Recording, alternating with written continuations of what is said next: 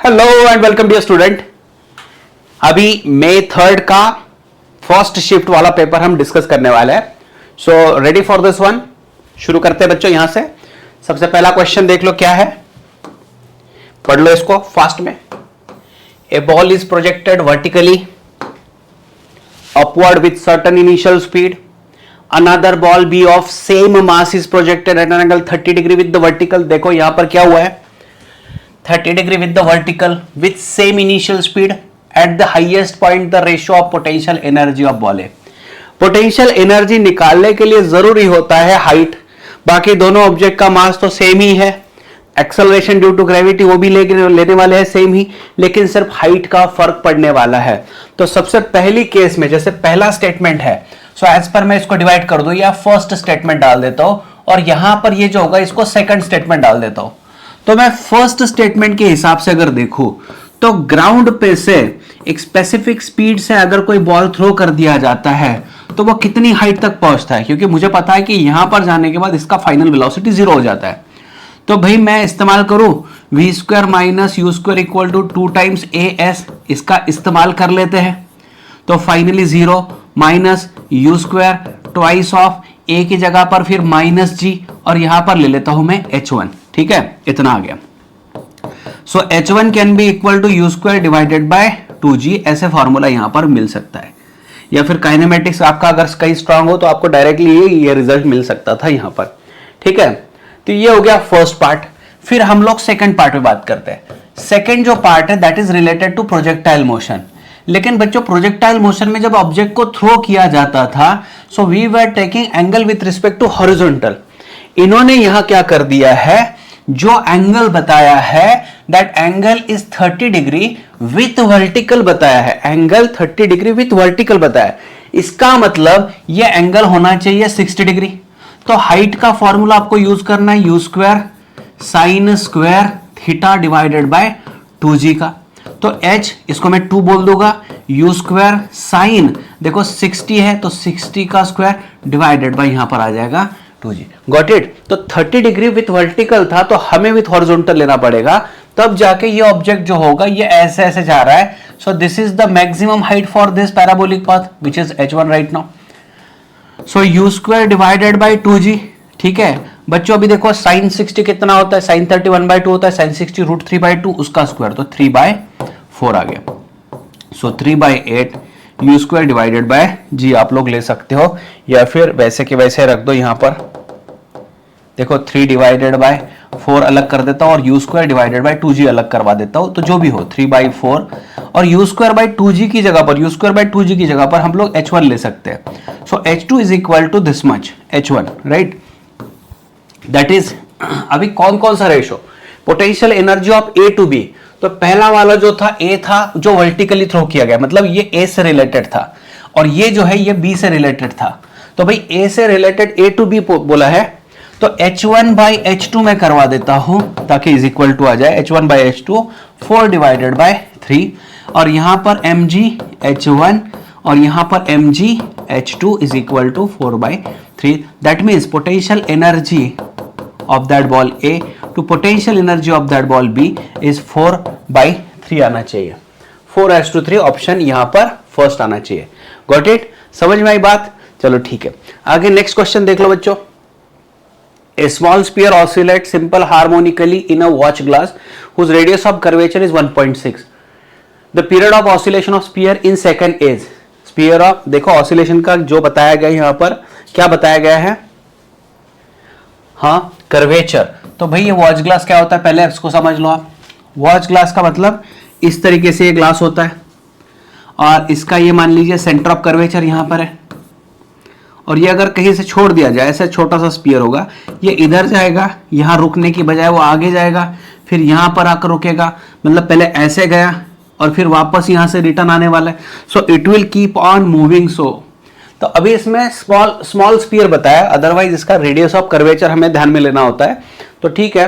और इसका radius of curvature directly 1.6 metre, जिसको हम लोग यहां पर क्या बोल सकेंगे, लेंथ की तरह ट्रीट कर सकेंगे। ठीक है, तो it is as good as like a simple pendulum, you can say t equal to 2 pi square root l divided by g।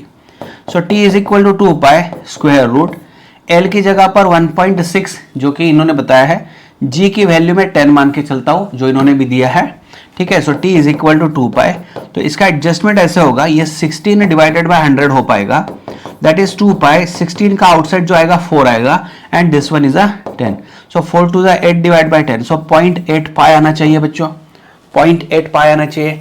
ये भी आंसर यहां पर मिल चुका है, गॉट इट, ठीक है, हो रहा है ये। अभी चलो नेक्स्ट क्वेश्चन पे जाते हैं, थोड़ा सा स्पीड से ही लेते हैं, कोई नहीं, बहुत आसान, इसमें मतलब बहुत से आसान से सवाल दिख रहे हैं। शुरुआत तो भी ऐसी है, ऐसी होनी चाहिए शुरुआत, ठीक है। तो आगे बढ़ते हैं बच्चों, इसमें देखिए क्या करना पड़ेगा। नेक्स्ट इज, 1-2 मिनट में, चलो ठीक है,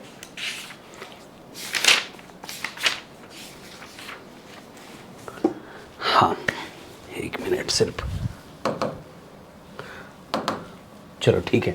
अब यहां पर देखते हैं path difference between two waves, y1 equal to a1 sine omega t, और यहां पर एक फॉर्मूला दिया है साइन ओमेगा टी, और यहां पर बच्चों देखो a2 कॉस में दिया है।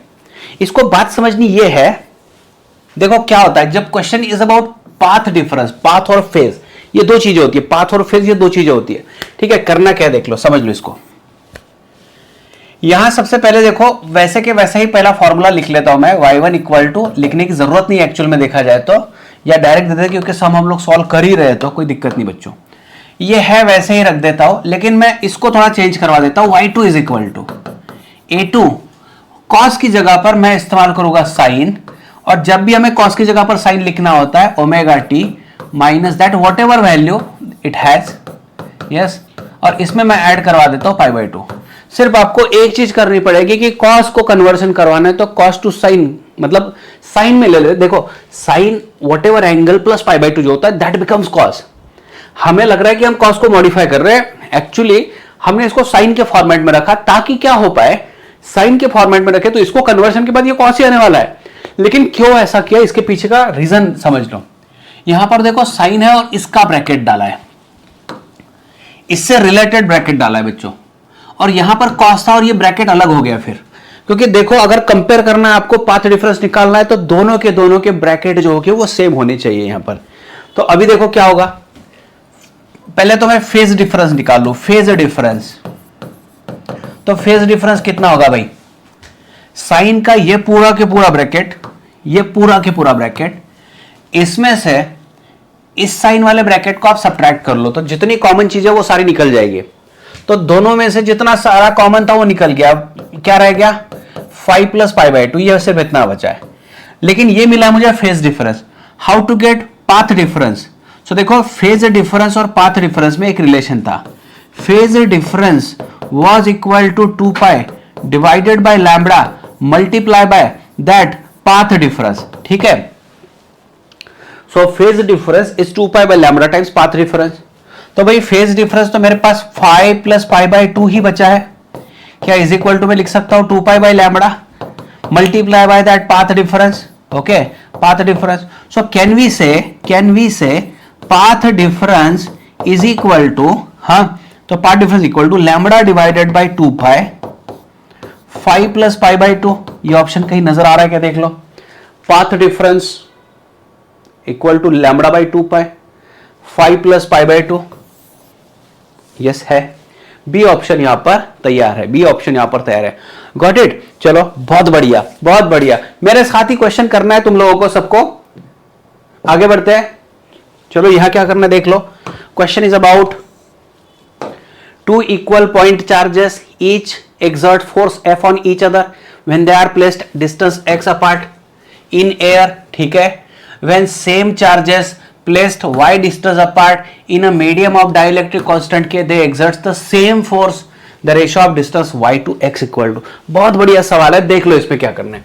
पहला जो स्टेटमेंट है इन एयर वाला, उसके बारे में हम लोग बात करेंगे। तो the force exerted is 1/4 pi epsilon naught, 2 equal charges है तो product of charge q1 q2 या that will be q square separated by distance x in air. So ये फॉर्मूला हो गया 1/4 pi epsilon naught q square divided by x square. जैसे ही second question पूछा गया इन मीडियम, तो medium में क्या चेंज होता है बच्चों, देख लो, इन्होंने बोला है कि सेम फोर्स, यहां पर भी सेम फोर्स जनरेट हो रहा है, एडजस्टमेंट क्या कर लिया वो समझ लो। यहां पर the same force is generated but these two charges are kept in a dielectric constant के। इन्होंने बोला है कि मीडियम ऑफ डाइलेक्ट्रिक कांस्टेंट के, मतलब दो चार्जेस के बीच में कोई एक मटेरियल मीडियम को इंसर्ट करा दिया यहां पर। तो फोर्स हमें पता है क्या, मतलब वैल्यू कैसे घटता है, और जो दो चार्जेस है, चार्जेस तो है ही भाई, उनका स्क्वायर करवा दो। लेकिन नीचे यहां पर देखो, क्योंकि फोर्स सेम आ रहा है तो के से वैल्यू चेंज हो जा रही है, तो भाई यहां पर इन्होंने बोला है कि हाँ इन दोनों के बीच का डिस्टेंस y है, तो लेट अस से y स्क्वायर। अभी ये दो चीजें मैंने यहां पर करवा दी, दोनों को इक्वेट करा दो, तो दोनों को इक्वेट करा दे तो मैं फॉर्मली लिख लू q square divided by x square is equal to 1/4 pi epsilon naught k q square divided by ये y स्क्वायर। ठीक है, तो अभी कैंसिलेशन किसका करवाया देख लो, 1/4 pi epsilon naught 1/4 pi epsilon naught, q square, तो भाई x square is equal to y square times क्या आ गया। अब इस सवाल क्या है, ratio of distance y to x, यहां पे थोड़ा गड़बड़ हो जाता है, y टू x का रेशो पूछा गया है, तो भाई y square by x square करवा दो पहले, y square by x square, तो that will be 1/k, so y by x equal to 1/√k होना चाहिए, है क्या, देखो y to x, y to x, y to x, सही है ना, y to x 1/k, yes ये आ गया। ठीक है, चलो आगे बढ़ो, स्पीड से करो, स्पीड से करो, मेरे साथ करो। यहां पर alternating voltage, yes alternating voltage v equal to 200√2, ठीक है 200√2, साइन दिया है, okay, connected to 1 microfarad capacitor through an AC ammeter, through an AC ammeter, ठीक है, रीडिंग ऑफ एमीटर। समझ लो, हमेशा समझ लो, अगर इस टाइप का क्वेश्चन अगर आता है तो आपको क्या करना पड़ेगा, रीडिंग ऑफ एमीटर, तो ammeter reads RMS value of current, मतलब हमेशा ये करंट की आरएमएस वैल्यू ही रीड करने वाला है, आरएमएस वैल्यू ही रीड करने वाला है। तो अभी क्या करना पड़ेगा, देखो ये कैपेसिटिव बात हो रही है यहां पर, तो सबसे पहले बात करूं I R M S is equal to E R M S divided by, क्योंकि सिर्फ कैपेसिटर इस्तेमाल हुआ है तो एक्स सी, ठीक है, तो अभी ये एक्स सी कितना होता है, तो X C is equal to 1/ω_c that is equal to 1/2πfc, ये फॉर्मूला आपने पढ़ा होगा।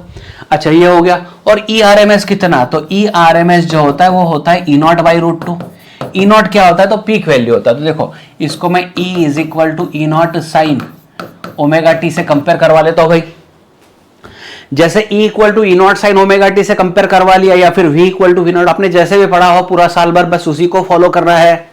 तो E0 की जगह पर 200√2 आ गया, काफी है, उसको डिवाइडेड बाय √2 है, तो भाई √2 कैंसिल करवा के मेरे पास 200 आ गया। ओके, अभी सवाल किस बारे में है, रीडिंग के बारे में, चलो ठीक है।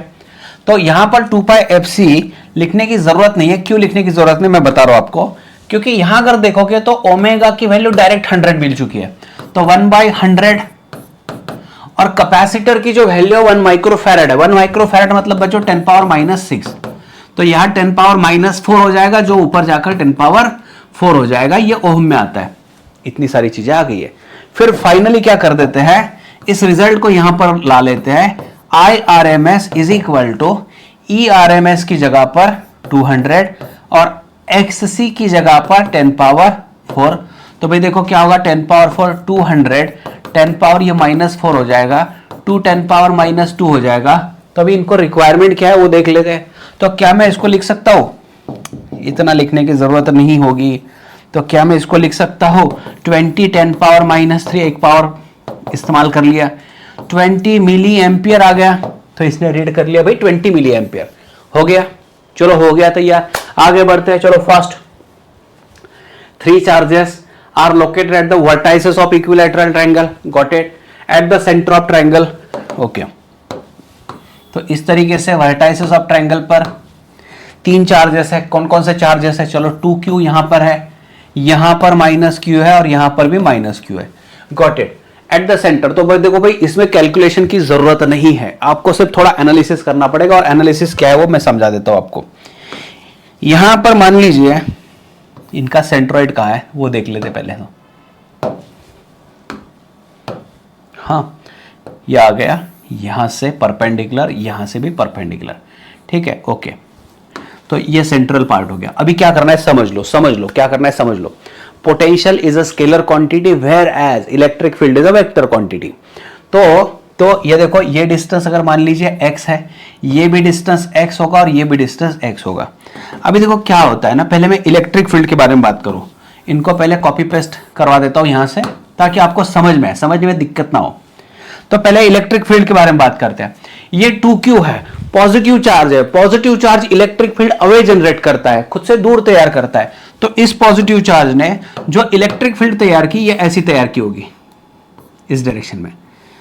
उसके बाद निगेटिव चार्ज जो होता है वो निगेटिव चार्ज फील्ड तैयार करता है खुद की ओर। ये निगेटिव चार्ज फील्ड तैयार करता है इस तरीके से खुद की ओर। तो होगा क्या भाई, इन दोनों का मिला के एक रिजल्टेंट हो जाएगा। ये दो है ना, इन दोनों का मिला के एक रिजल्टेंट हो जाएगा। तो देखो एनालिसिस बेस्ड है, क्वेश्चन को सॉल्व नहीं करना है। ये इलेक्ट्रिक फील्ड या इस पॉइंट पर because of minus Q, because of minus Q, because of 2q away, लेकिन इन दोनों का रिजल्टेंट भी ऐसे आ रहा है। तो भाई रिजल्टेंट जो है मिल रहा है, इलेक्ट्रिक फील्ड यहां पर 0 बिल्कुल भी नहीं है।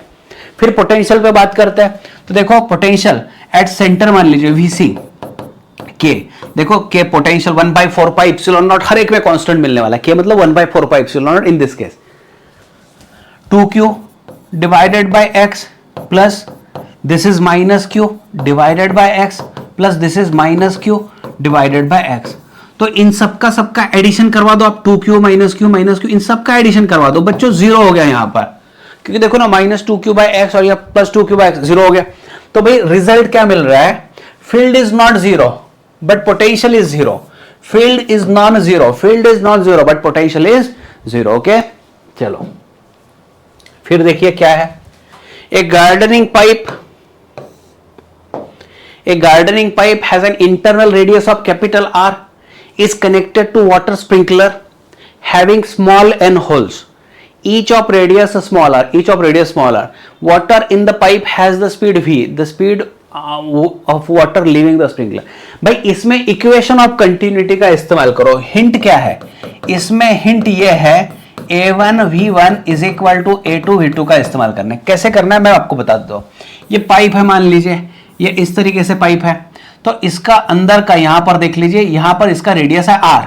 तो भाई इसका एरिया जो होगा वो होगा पाई R²। ठीक है, अभी पानी यहां तक आ रहा है, तो यहां पर स्प्रिंकलर जो होता है, स्प्रिंकलर में थोड़ा सा बड़ा दिखा देता हूं। तो ये स्प्रिंकलर है, इसके अंदर ऐसे छोटे छोटे मतलब होल हो गए, ऐसे छोटे छोटे होल हो गए। ठीक है, तो भाई सिंपल सा लॉजिक होगा, जितना पानी अंदर आ रहा है उतना ही बाहर निकलना चाहिए। अभी एक होल में से निकले, दूसरे में से निकले, तीसरे में से निकले, मतलब क्या होगा देखो यहां पर देखिए छोटा सा होल है, तो इसका एरिया पाई R² इंटू यहां पर देखिए एरिया और वेलोसिटी यहां पर कितना बताया इन्होंने,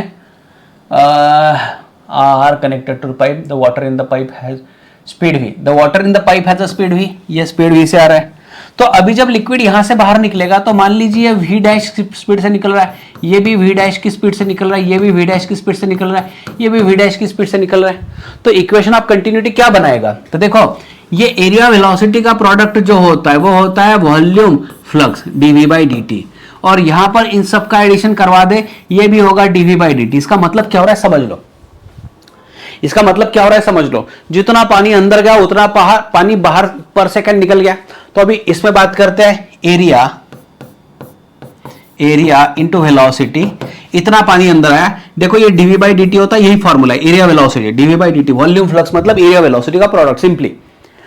तो एरिया इंटू वेलोसिटी यहां का कंटिन्यूटी मिला इज इक्वल टू, यहां पर ऐसे n होल है और हर एक होल में से जो लिक्विड बाहर आ रहा है वो है पाई R² इंटू, और उसका देखो वेलोसिटी है v डैश, तो A1 V1 is equal to A2 V2, लेकिन ऐसा एक होल नहीं है, ऐसे n होल्स यहां पर दिखाया।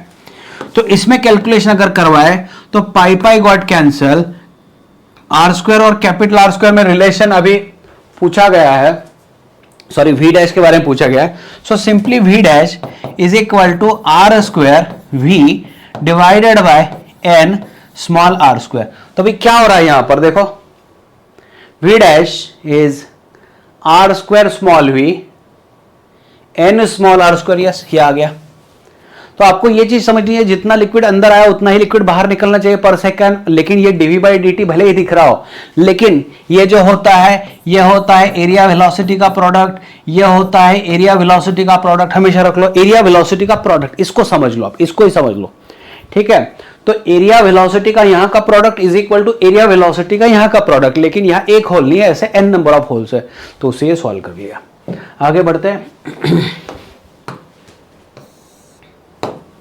अच्छा देखो अभी क्या कर सकते हैं यहां पर,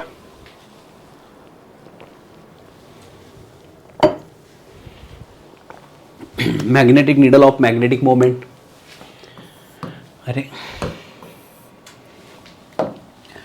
magnetic needle of magnetic moment मतलब कैपिटल M दिया है 6×10⁻², ठीक है। मोमेंट ऑफ इनर्शिया मतलब यहां पर I वैल्यू बताई गई है, performs simple harmonic motion in magnetic field, तो भाई इन्होंने यहां पर B बता दिया है। Time taken to complete 10 oscillation, तो पहले 1 ऑसिलेशन का टाइम पीरियड निकालते हैं। So T is equal to 2π square root I divided by MB होता है, okay. So it is 2π square root I कितना है, तो मोमेंट ऑफ इनर्शिया इन्होंने बता दिया 9.6 10⁻⁻5 डिवाइडेड बाय, भाई मैग्नेटिक डाइपोल मोमेंट है 6×10⁻², और B की वैल्यू कितना है बच्चों, मैग्नेटिक फील्ड B 0.01 टेस्ला मतलब 10⁻² आ गया, गॉट इट। तो this can be equal to 2π square root, देखो मुझे ऐसा लग रहा है यहाँ पर 96 डिवाइड बाई 6 करवा दूँ और बाकी सारी चीज़ें 96 करवा दिया तो ये -4 हो जाएगा, और ये -4 हो गया, ये -4 ये -4 तो कट हो जाएगा, ठीक है। तो इतना बच सकता है यहाँ पर, ऐसे मुझे लग रहा है। 2π 6 1 6 16, सो 2π मल्टीप्लाई बाय 4 मतलब 8π यहाँ पर तो आ चुका है, ये हो गया T।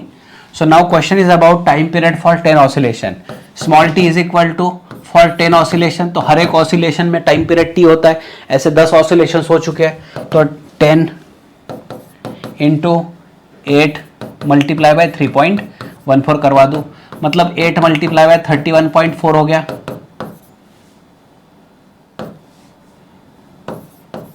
251.2,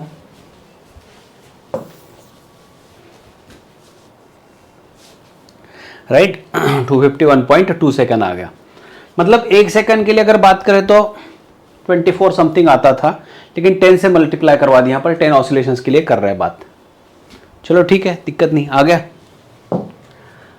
यस, उसके बाद in case of rotational dynamics, in case of rotational dynamics which of the following is a correct statement, omega angular velocity, linear velocity, radius vector, okay। तो देखो बच्चों इसका डायरेक्टली मैं फॉर्मूला दे देता हूं, v bar equal to omega bar cross r bar होता है, फिर उन्होंने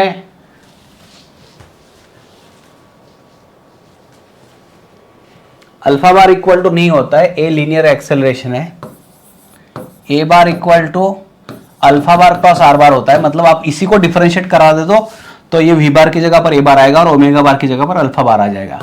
तीसरा जो है L bar are bar cross P बार होगा, हाँ, और चौथा are bar cross F bar होता है, are bar cross F bar होता है। तो ये रिजल्ट कहां पे मैच हो रहा है देख लो, यहां पर एफ बार क्रॉस आर बार दिया है, are bar cross F bar करके, लेकिन पी बार क्रॉस आर बार दिया है, ये तो पूरा ही गलत हो रहा है।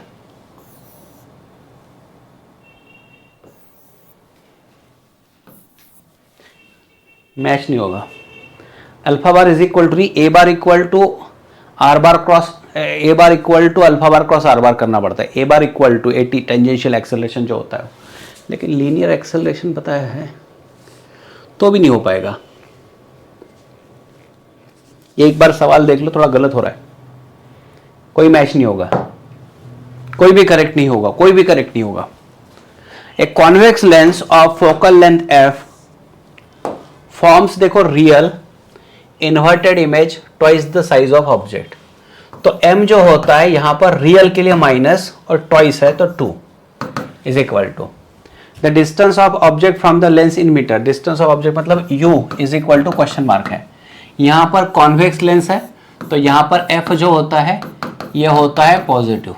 तो मैंने आपको रे ऑप्टिक्स में ऑलरेडी इसका शॉर्टकट पढ़ा दिया है, तो मैं यहां पर बोलूंगा use m equal to f by f minus u, इसका इस्तेमाल करना है। ये शॉर्टकट थी, f by f minus u का इस्तेमाल करें। तो मैग्निफिकेशन में बच्चों इन्होंने -2 बोल दिया है, रियल है ना, तो ट्वाइस है, रियल है तो माइनस है ना गया।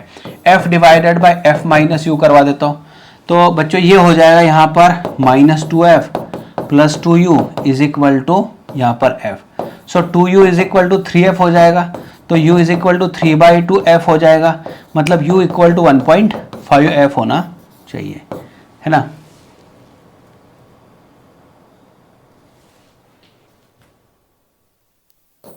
वन 1.5f होना चाहिए, राइट, 1.5f होना चाहिए।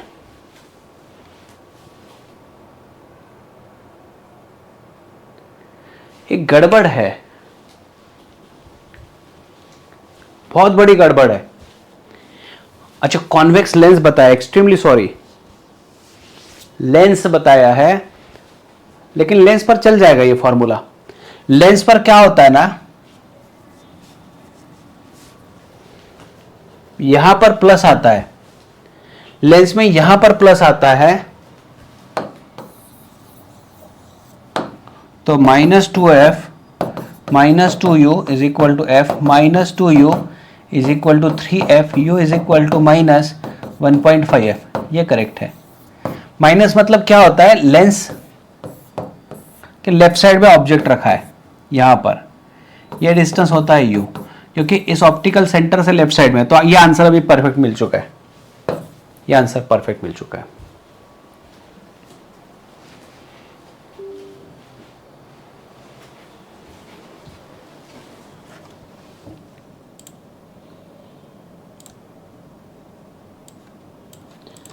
ठीक है, तो अभी आगे ratio of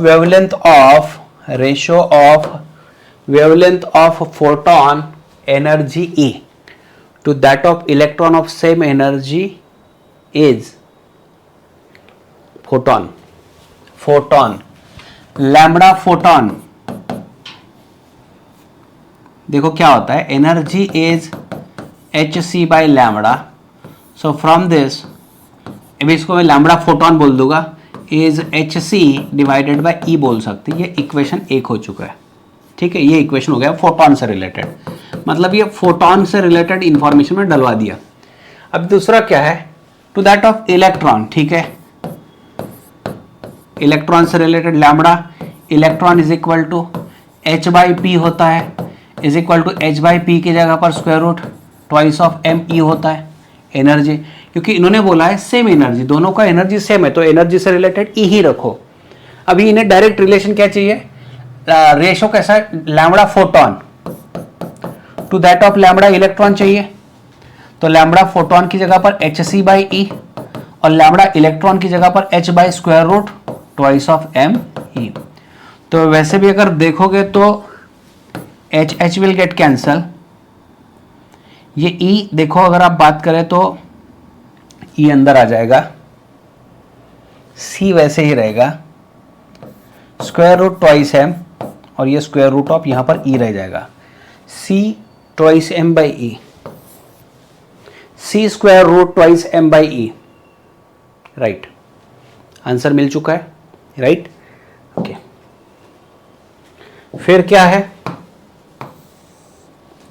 RMS velocity of hydrogen at STP is u, okay, if gas is heated at constant pressure, okay, constant pressure के बारे में बात हुई है, till volume becomes 3 times, then final temperature of the gas and RMS speed।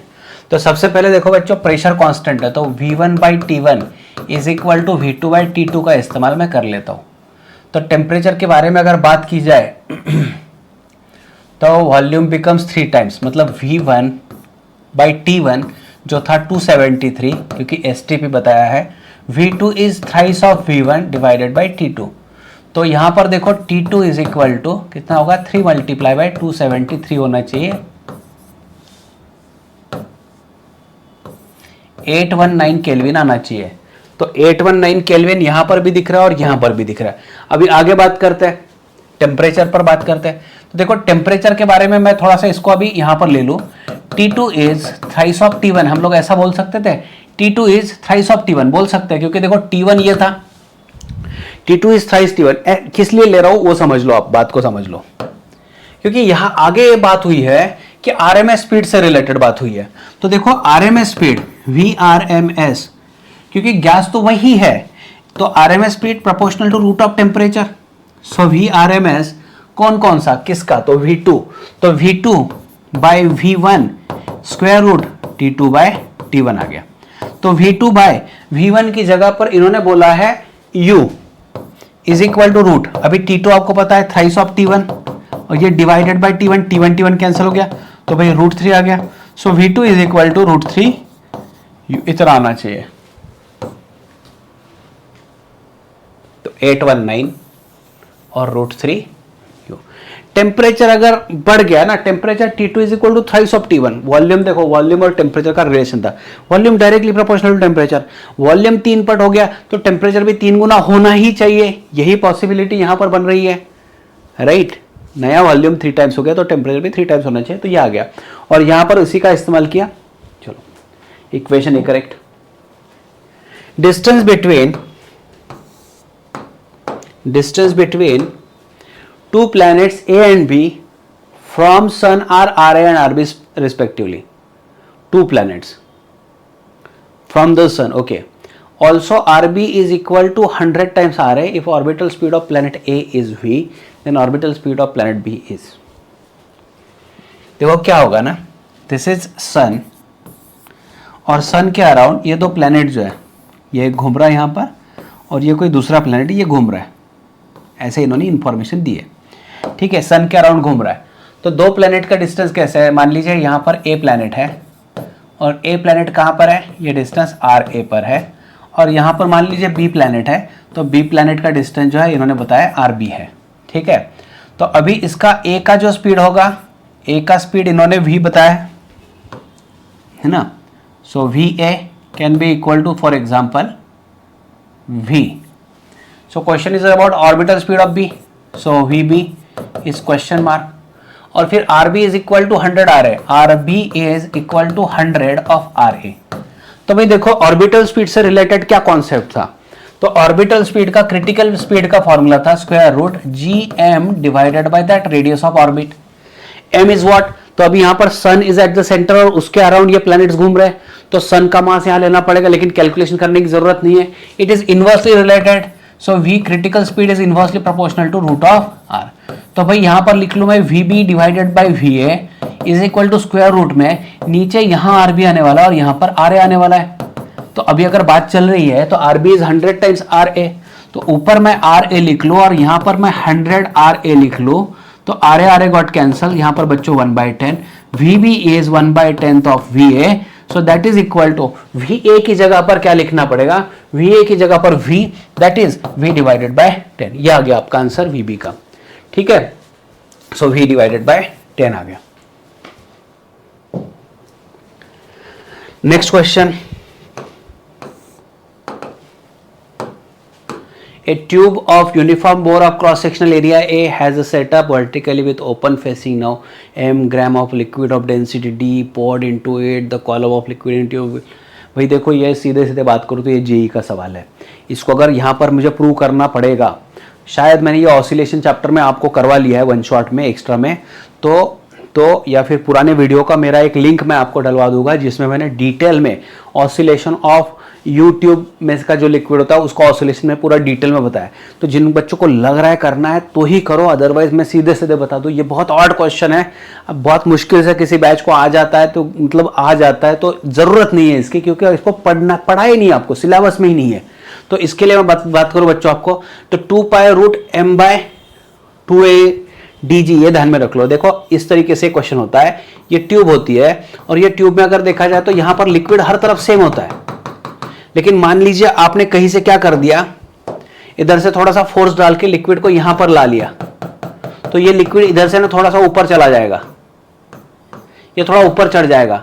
तो भाई जहां पर थोड़ा गैप गिर रहा है तो होगा क्या, लिक्विड यहां पर आ गया और यहां लिक्विड आ गया, तो एक्स्ट्रा कॉलम जो लिक्विड का आ रहा है ये भाई इसको फिर वापस से नीचे ढकेलेगा, नीचे ढकेलेगा तो ये ऑसिलेट होता रहेगा। तो भाई ये डायरेक्ट फॉर्मूला लर्न करके रख लो, इसमें मतलब पढ़ने की जरूरत नहीं है, बिल्कुल भी जरूरत नहीं है आपको। Enter at your own risk बोलूंगा मैं। उसके बाद में क्या है, NPN transistor can be considered to be equivalent to 2 diodes. NPN देखो, एनपीएन की डायग्राम हमने ऐसी पढ़ी है, एनपीएन आपको पता होना चाहिए, ये इमीटर अगर है, ये बेस है और ये कलेक्टर है। तो देखो एन को लाइन से दिखाते हैं और जो पी होता है ये ऐसे इस तरीके से दिखाते हैं, फिर वापस ही जोड़ दिया, यहां पर देखो पी है तो पी और एन, देखो पी कॉमन है दोनों में, बेसिक कॉमन है। तो इसको दिखाने का तरीका होता है इस एनपी को मिला के एक डायोड, तो पी है तो बड़ा ट्रायंगल और एन है तो छोटी लाइन, यहां पर लाइन आ जाएगी, फिर यहां पर पी एन है तो पी मतलब डायोड और यहां पर एन के लिए लाइन। तो भाई ऐसा इक्वेशन कहां दिख रहा है आपको, दिख रहा है बी ऑप्शन दिख रहा है।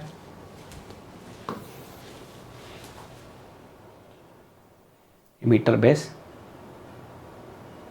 P N, right, NP P N, got it. fundamental frequency of air column in an open pipe at both ends is F1, ठीक है। तो F1 V divided by twice L, ये फॉर्मूला था open pipe के लिए। Now 80% of its length is immersed in a water.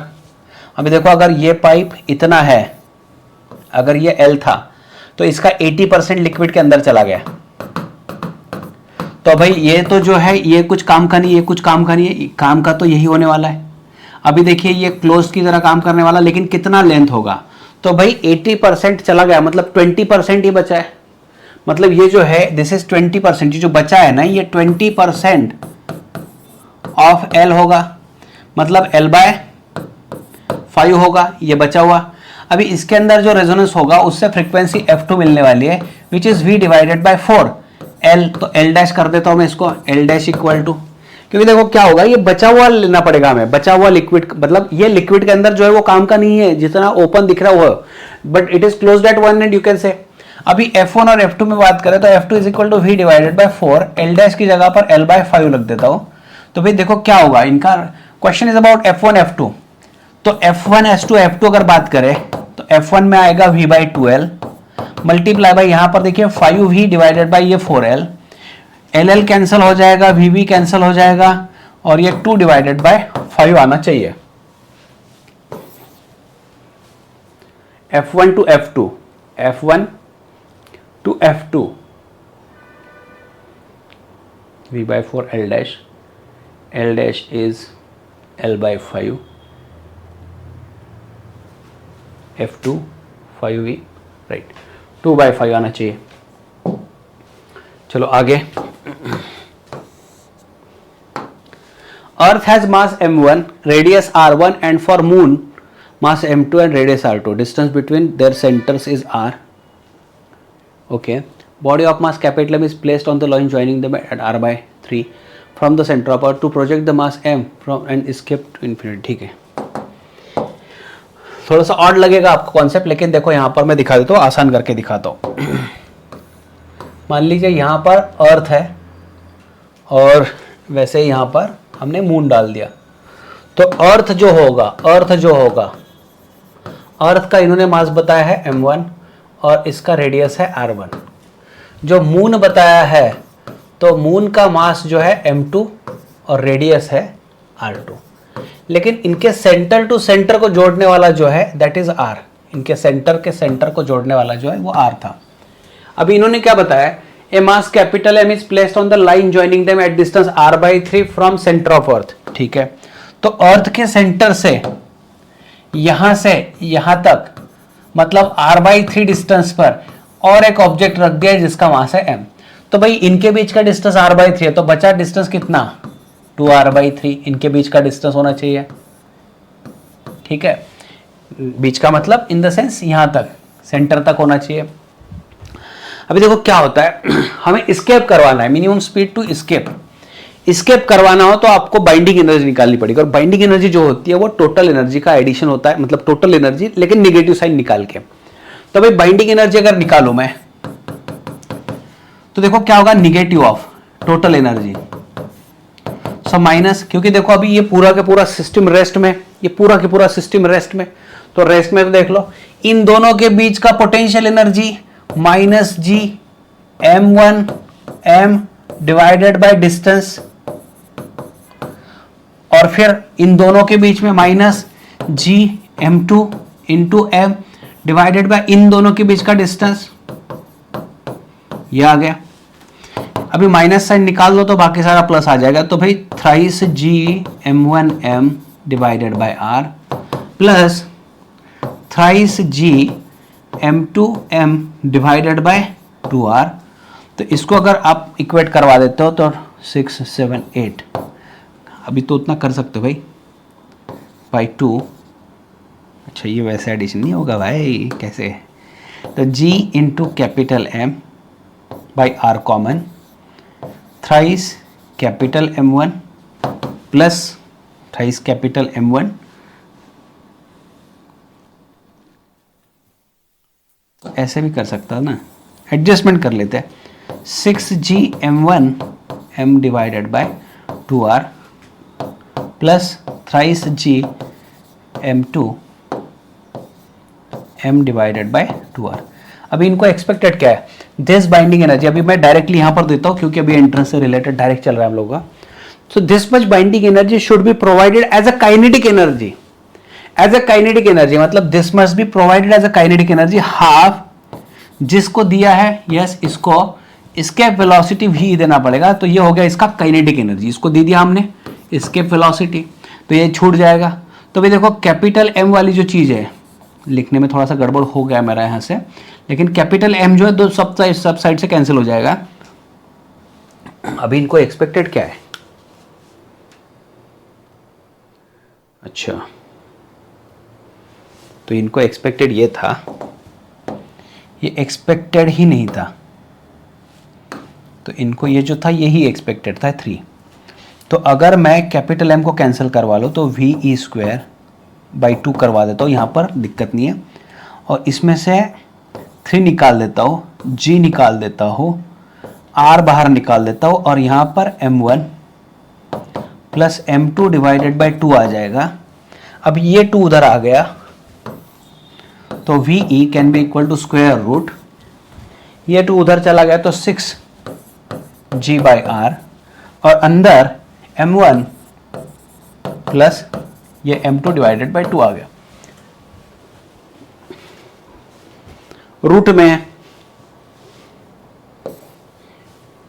ये answer आना चाहिए 6g by R m1 plus m2 divide by 2 power 1 by 2, root में आ गया। ओके चलो आगे,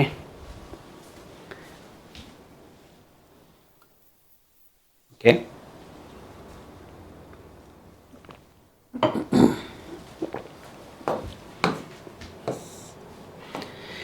in an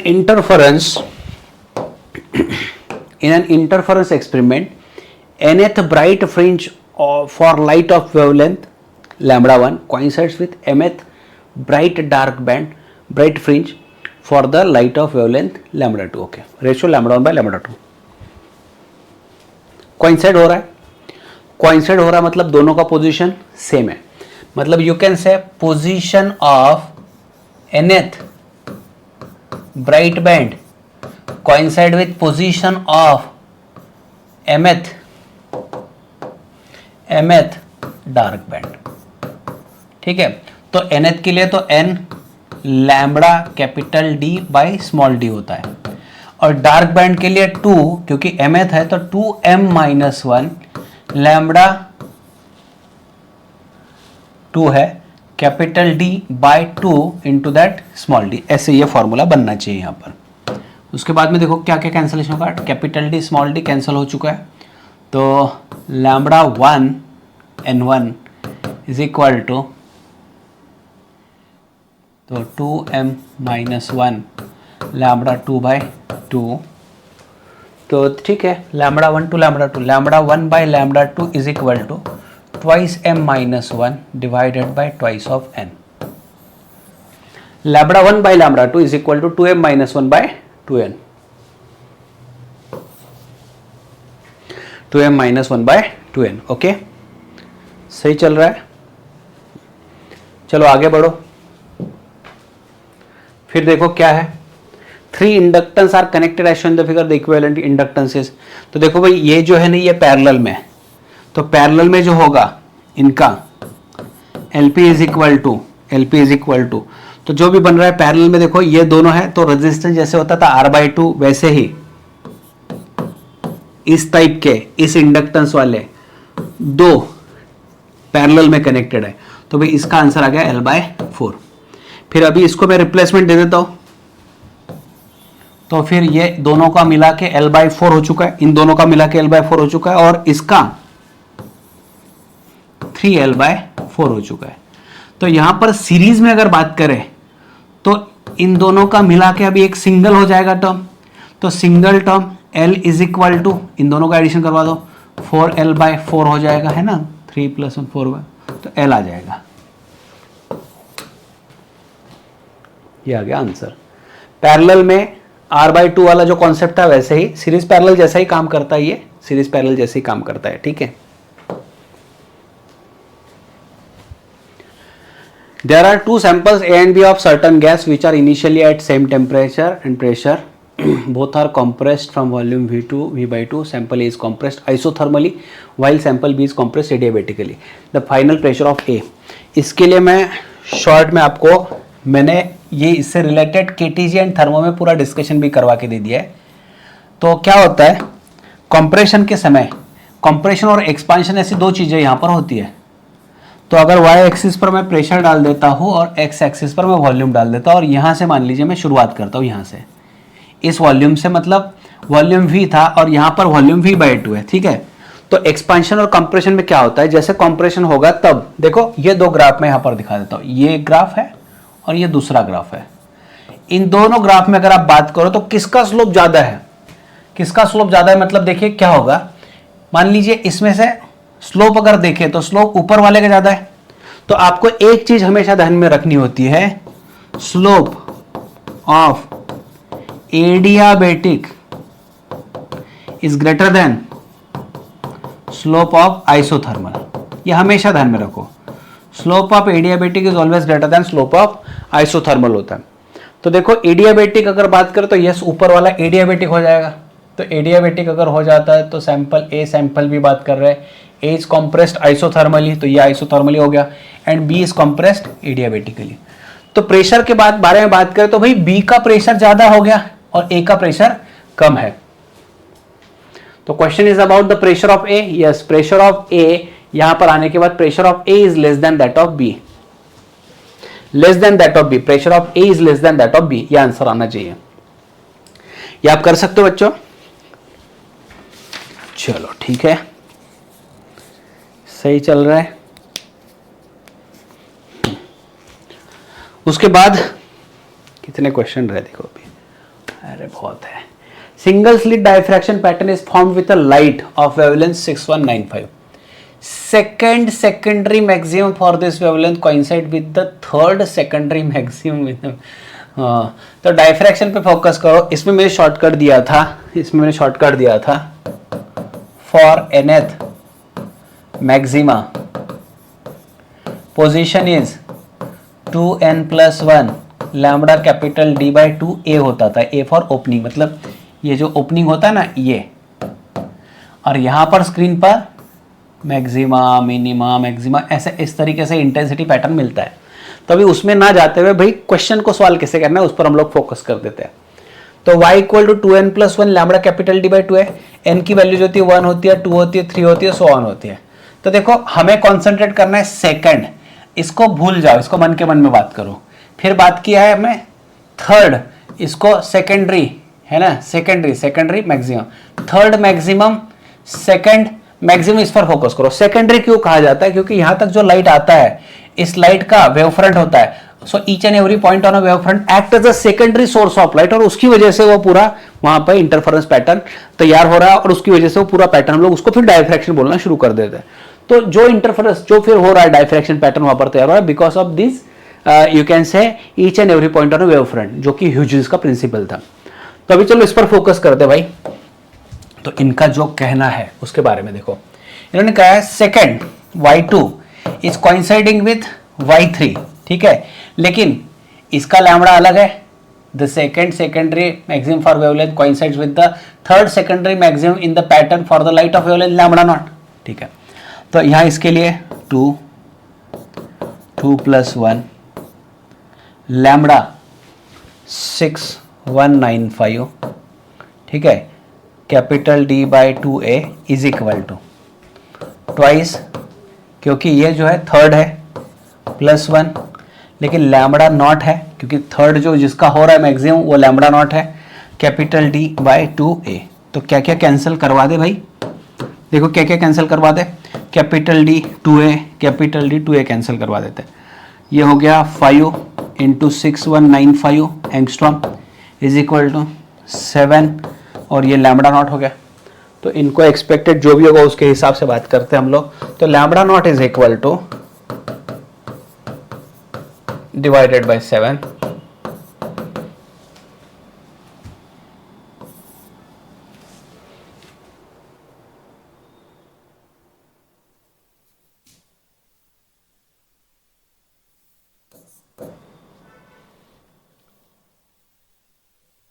अच्छा तो सही तो चल रहा था यार, क्या दिक्कत है।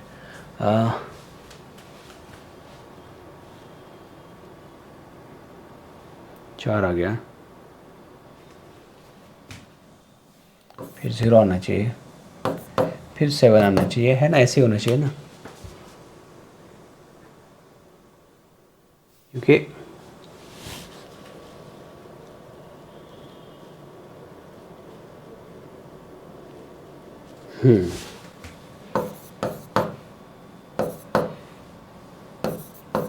फोर 3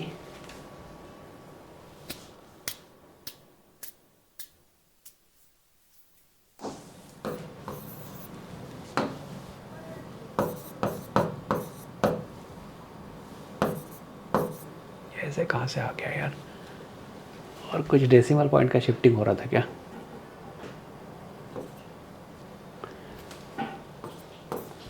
फोर 3 5 3 कैलकुलेशन मेरा कुछ ना कुछ तो गड़बड़ हो रहा है भाई।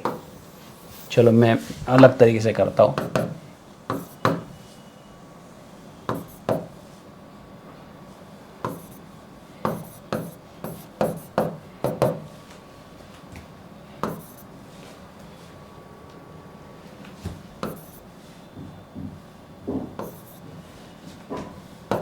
फोर 4 2 5, हाँ 4 4 2 5, कुछ तो गड़बड़ हो गया था, पता नहीं। चलो ठीक है, आगे बढ़े।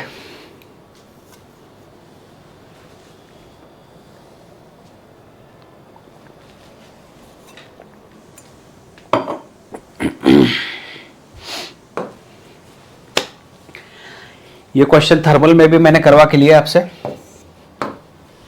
2 rods, one of aluminium and other of steel having initial length L1 L2 are connected together to form a single rod of length L1 plus L2. Coefficient of linear expansion of aluminium is alpha 1 and alpha 2 if length of each rod increases by the same amount. देखो ये बहुत ही unique question है। Length of each rod increase by the same amount then as their temperature rises by T degree Celsius. तो ये मैंने इसके लिए आपको ऐसे बताया था बच्चों, L1 alpha 1 equal to L2 alpha 2, अगर सेम अमाउंट से ही इंक्रीज होता है तो ये आंसर आना चाहिए। That is L1 by L2 is equal to alpha 2 by alpha 1, ये आना चाहिए। अब इनको एक्सपेक्टेड क्या है, L1 bye L1 plus L2 expected है, तो L1 जो होगा अल्फा 2 ही रख दो और L1 प्लस L2 की जगह पर अल्फा 1 प्लस अल्फा 2 रख दो। तो alpha 2 by alpha 1 plus alpha 2, यहाँ पर सी ऑप्शन आपको चूज करना पड़ेगा। ये ऑलरेडी कर लिया हमने, ये ऑलरेडी कर लिया, इस पर ज्यादा एक्सप्लेनेशन की जरूरत नहीं है। अगर आपको देखना ही है तो थर्मल प्रॉपर्टीज से रिलेटेड जो मैंने वीडियो लेक्चर डाला है उसको एक बार आपको देखना पड़ेगा।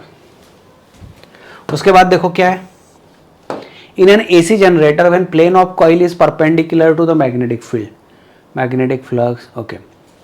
तो देखो क्या होता है, ये कॉइल होती है and that coil is perpendicular to magnetic field, तो ये मैग्नेटिक फील्ड यहाँ पर है, ठीक है। और अभी इसका एरिया वेक्टर देखो बच्चों, ये परपेंडिकुलर टू मैग्नेटिक फील्ड है, सही है, मानता हूं, लेकिन व्हाट अबाउट एरिया वेक्टर, तो इन दोनों के बीच का एंगल 0 था, तो फ्लक्स देखो क्या होता था, B bar dot A bar होता था, that is equal to B A cos theta होता था, गॉट इट। तो फ्लक्स इज हियर, क्योंकि थीटा यहाँ पर 0 डिग्री है, तो flux is B A which is maximum value. तो भाई फ्लक्स की वैल्यू तो मैक्सिमम मिल रही है, यह तो आंसर मिल रहा है, मैग्नेटिक फ्लक्स इज मैक्सिमम। लेकिन अगर आपने देखा होगा, जब इस पर हम लोग बात करते तो ईएमएफ का फॉर्मूला हमें मिलता था, EMF equal to E naught sine omega T, आपने देखा होगा, तो इसी को हम लोग डिराइव करते हैं, E equal to minus D phi by D T की हेल्प से डिराइव करते हैं। तो ओमेगा टी का मतलब बच्चों यहाँ पर देखो साइन ओमेगा टी मतलब यही थीटा हो रहा था यहाँ पर। तो अगर बात करें इस समय की, तो ई नॉट साइन देखो 0 है, क्योंकि एंगल 0 है, तो भाई ईएमएफ 0 है। तो समझने वाली बात यह है, जहां पर यहाँ पर फ्लक्स मैक्सिमम मिल चुका है, लेकिन ईएमएफ अभी 0 है, ईएमएफ भी 0 है, तो क्या होगा, magnetic flux is maximum and induced EMF is 0। B option हो रहा है, बी ऑप्शन यहां पर होना चाहिए, ओके। मैथमेटिकली हमने फाइंड आउट किया है, two circular metal plates each of radius R kept parallel to each other, capacitor से रिलेटेड है, okay. The capacitance of capacitance is form C1, the radius of each of the plate is increased to, okay, root 2 times the earlier radius, and the distance of separation decreased to half the initial value, capacitance is okay। देखो भाई सीधे सीधे बात करें तो C1 equal to A epsilon naught by D. लेकिन क्या होता है ना, आज तक हमने जो है कैपेसिटर पैरेलल प्लेट में स्क्वायर प्लेट लिया था, तो यहाँ पर इन्होंने सर्कुलर प्लेट डाल दिया, ये दो प्लेट्स हैं, तो एरिया होगा इसका पाई आर स्क्वायर, ठीक है। तो C1 के बारे में बात करें तो pi R square epsilon naught divided by D, ये हो गया आपका एक पॉइंट, ये हो गया एक पॉइंट। अभी जब हम लोग D2 के बारे में बात करते हैं तो देखो पाई आर की जगह पर इन्होंने क्या कर लिया, इंक्रीज्ड टू रूट 2, तो रूट 2 आर ये square epsilon naught divided by, और जो D दिख रहा है तो decreased to half initial value बताया, तो D की जगह पर D/2 डाल दो यहाँ पर। तो बच्चों ये कितना होगा, पाई आर स्क्वायर मतलब ये 2 अलग से, और पाई आर स्क्वायर इप्सिलॉन नॉट, और यहाँ पर डी, और इसका डिवाइडेड बाय 2 ऊपर आ गया, मतलब देखो क्या होगा, 2 2 4, C2 इज इक्वल टू 4, और बाकी pi R square epsilon by D जो है ये C1 था, तो C2 is equal to 4 times C1। Question क्या है, C1 बाई C2 है, क्वेश्चन क्या है, C1 बाई C2 है। तो भाई इससे C1 बाई C2 अगर करवाता हो, C1 बाई C2, तो that becomes 1/4, C1 by C2 1/4,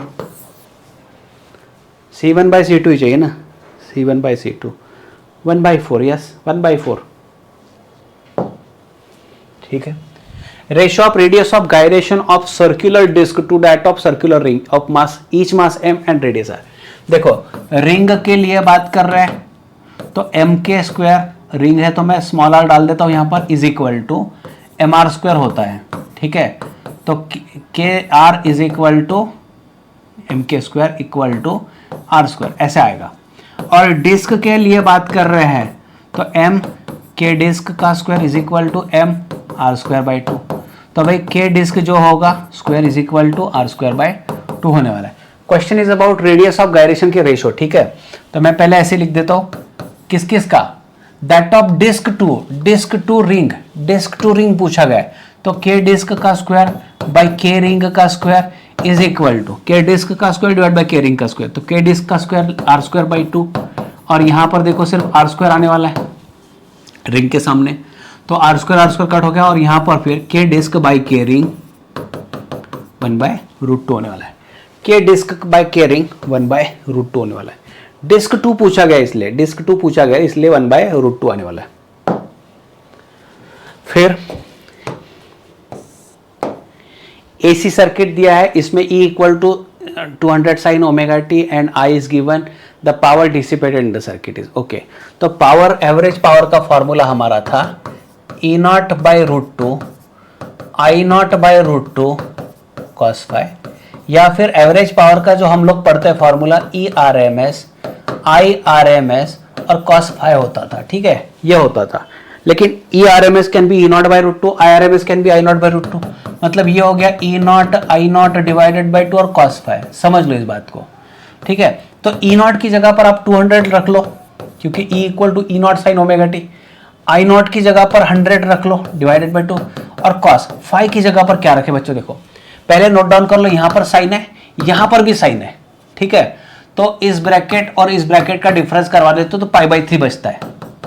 लेकिन एक चीज जो मुझे अभी और दिख रही है यहाँ पर, एमए मिली एमीटर, तो देखो क्या होता है, जो मैंने करंट 100 जहां पर रखा तो 100 मिली एम्पियर था, तो भाई उस मिली एम्पियर का यहाँ पर 10⁻³ इसके साथ वाला यहाँ पर जोड़ देता हूं, ठीक है। फिलहाल तो वैसे नोट डाउन कर लो। फिर देखो क्या होगा, हाँ 10⁻⁴ कॉस पाई बाई 3 था, सॉरी पाई बाई 3 मतलब 60, तो 60 है तो 1/2 आ गया, और ये 10⁻³ आ गया। देखो 10 ही बचेगा तो ये 5 आना चाहिए यहाँ पर, average power must be 5 watt, यहाँ पर आना चाहिए 5 वैट, ओके। उसके बाद में in the following circuit power of 50 watt is absorbed in the section A to B, okay A B, the value of resistance X is. तो ये बच्चों देखो इसमें, इसके पहले भी मैंने एक पुरानी बैच में लिया था, इस क्वेश्चन में एक दिक्कत है, यहाँ पर 10 एम्पियर की जगह पर 1 एम्पियर चाहिए, प्रिंटिंग मिस्टेक है, 1 एम्पियर चाहिए, तो इसको थोड़ा सा आप करेक्ट करा लो। तो अभी देखो क्या होगा, इससे क्या पता चलेगा, यहाँ इस ब्रांच से क्या पता चलने वाला है, देखो क्या होगा, x और ये 2 ओम है, यहां पर ब्रांच पे अगर आप देखोगे तो इधर 0.5 एम्पियर गया, इधर 1 एम्पियर गया, और इधर भी ना 1 एम्पियर ही था। तो भाई इसका मतलब ये हो रहा है कि इस ब्रांच में, यहां इस ब्रांच में, यहां इस ब्रांच में x और 2 ओम में, यहां पर इसमें से करंट कितना जा रहा है, 2.5 एम्पियर जा रहा है, 2.5 एम्पियर जा रहा है। तो भाई पावर जो फॉर्मूला है I²R ले लेते हैं हम लोग, तो I² जो है 2.5 का स्क्वायर करवा देता हूं, और R की जगह पर क्या है तो x+2 करवा देता हूं, क्योंकि देखो इसका मिला के, ये दोनों मिला के यहां पर हो रहा है, क्योंकि ब्रांच जो बताया A to B बताया, तो A to B में जितना रेजिस्टेंस होगा वो लेना पड़ेगा। कितना पावर जा रहा है, तो इन्होंने बोला है पावर इज 50 वैट, ठीक है 50 वैट, तो मैं 50 वैसे रख देता हूं, इसको 2.5 इंटू 2.5 करवा देते बच्चों, x+5। देखो जहां जहां कैलकुलेशन जितना कम हो सके वो बेहतर होगा। तो अगर बात करें यहां पर देखिए, ये 20 होना चाहिए था, तो ये 8 होना चाहिए, तो x का मतलब 6 ओम होना चाहिए, x का मतलब 6 होना चाहिए।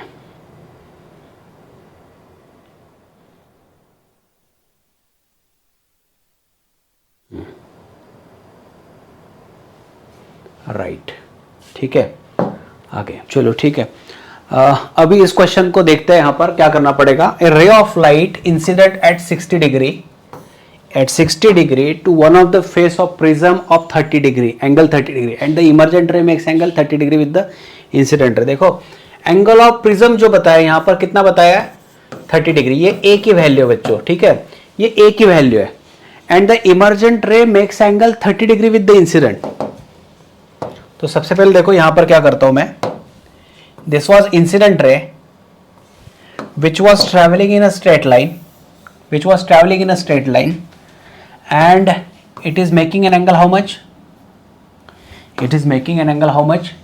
60 degree here. So angle of incidence के बारे में बात करें तो I equal to 60 डिग्री हो चुका है। जैसे ही ये रिफ्रैक्ट होता है यहाँ आता है और यहाँ से ये आगे निकल जाता है, दिस इज इमर्जेंट रे, एंड इमर्जेंट रे is making angle what, it is making angle again 30 degree with the incident. तो यहाँ 30 डिग्री बता रहा है, तो ये डेविएशन था, ये डेविएशन था, and this must B angle of emergence, ठीक है। तो यहाँ पर बात करते देखो क्या होता है, I plus E is equal to A plus delta. क्योंकि यहाँ मिनिमम डेविएशन नहीं बोला है तो हमें यही फॉर्मूला इस्तेमाल करना पड़ेगा। I की जो वैल्यू है 60 है, plus E is equal to A की वैल्यू देखो 30 डिग्री है, प्लस यहाँ पर डेविएशन भी 30 है, तो ई की वैल्यू मिल चुकी है 0। यहाँ पर क्या मिल चुका है, ई की वैल्यू मिल चुकी है 0। 60 30 30 60 और ये 60 कैंसिल हो गया, तो इमरजेंस वैल्यू 0 मिल चुकी है, ठीक है। तो इमरजेंस की वैल्यू यहाँ पर 0 हो चुकी है, गॉट इट। तो अगर ऐसे है तो एंगल ऑफ इमरजेंस अगर 0 है, सो दैट वे ये कुछ इस तरीके से आने वाला है, ये कुछ इस तरीके से आने वाला है। मतलब जो इस सरफेस पर रे आ रही है ना, वो ऐसे के ऐसे चले जाएगी, तो एंगल ऑफ इमर्जेंस अगर जीरो है तो भाई ये R2 वैल्यू जो यहां पर मैं दे रहा हूं तो that R2 value will also be zero. Angle of incidence and angle of refraction is same here, zero हो रहा है तो जीरो हो रहा है, तो ये सीधा जा रहा है, तो R2 is also zero. Therefore A equal to जो हम लोग R1 प्लस R2 बोलते थे और A वॉज 30 डिग्री, तो R1 और ये जीरो, तो R1 का मीनिंग मिल गया 30 डिग्री। ठीक है, तो इसी पार्ट पर ये R1 हो गया। तो यहां पर फोकस करते हैं हम लोग, और इससे related refractive index was mu equal to sine I, और साइन R1 जो है that is 30 degree. Got it? Sine 60 √3/2 और साइन 30 1/2, मतलब ये हो गया √3। √3 का मतलब होता है 1.732, 1.732। ऐसे ये सब कुछ यहां पर आ गया है। ओके, चलो ठीक है। उसके बाद given that x joule of heat is incident on the body, out of that total heat reflected and transmitted is y joule. Absorption coefficient of bodies, देखो A plus R plus T was equal to 1। इन्होंने क्या बोला है? x joule of energy is incident on the body, ठीक है, out of which total heat reflected and transmitted is y joule।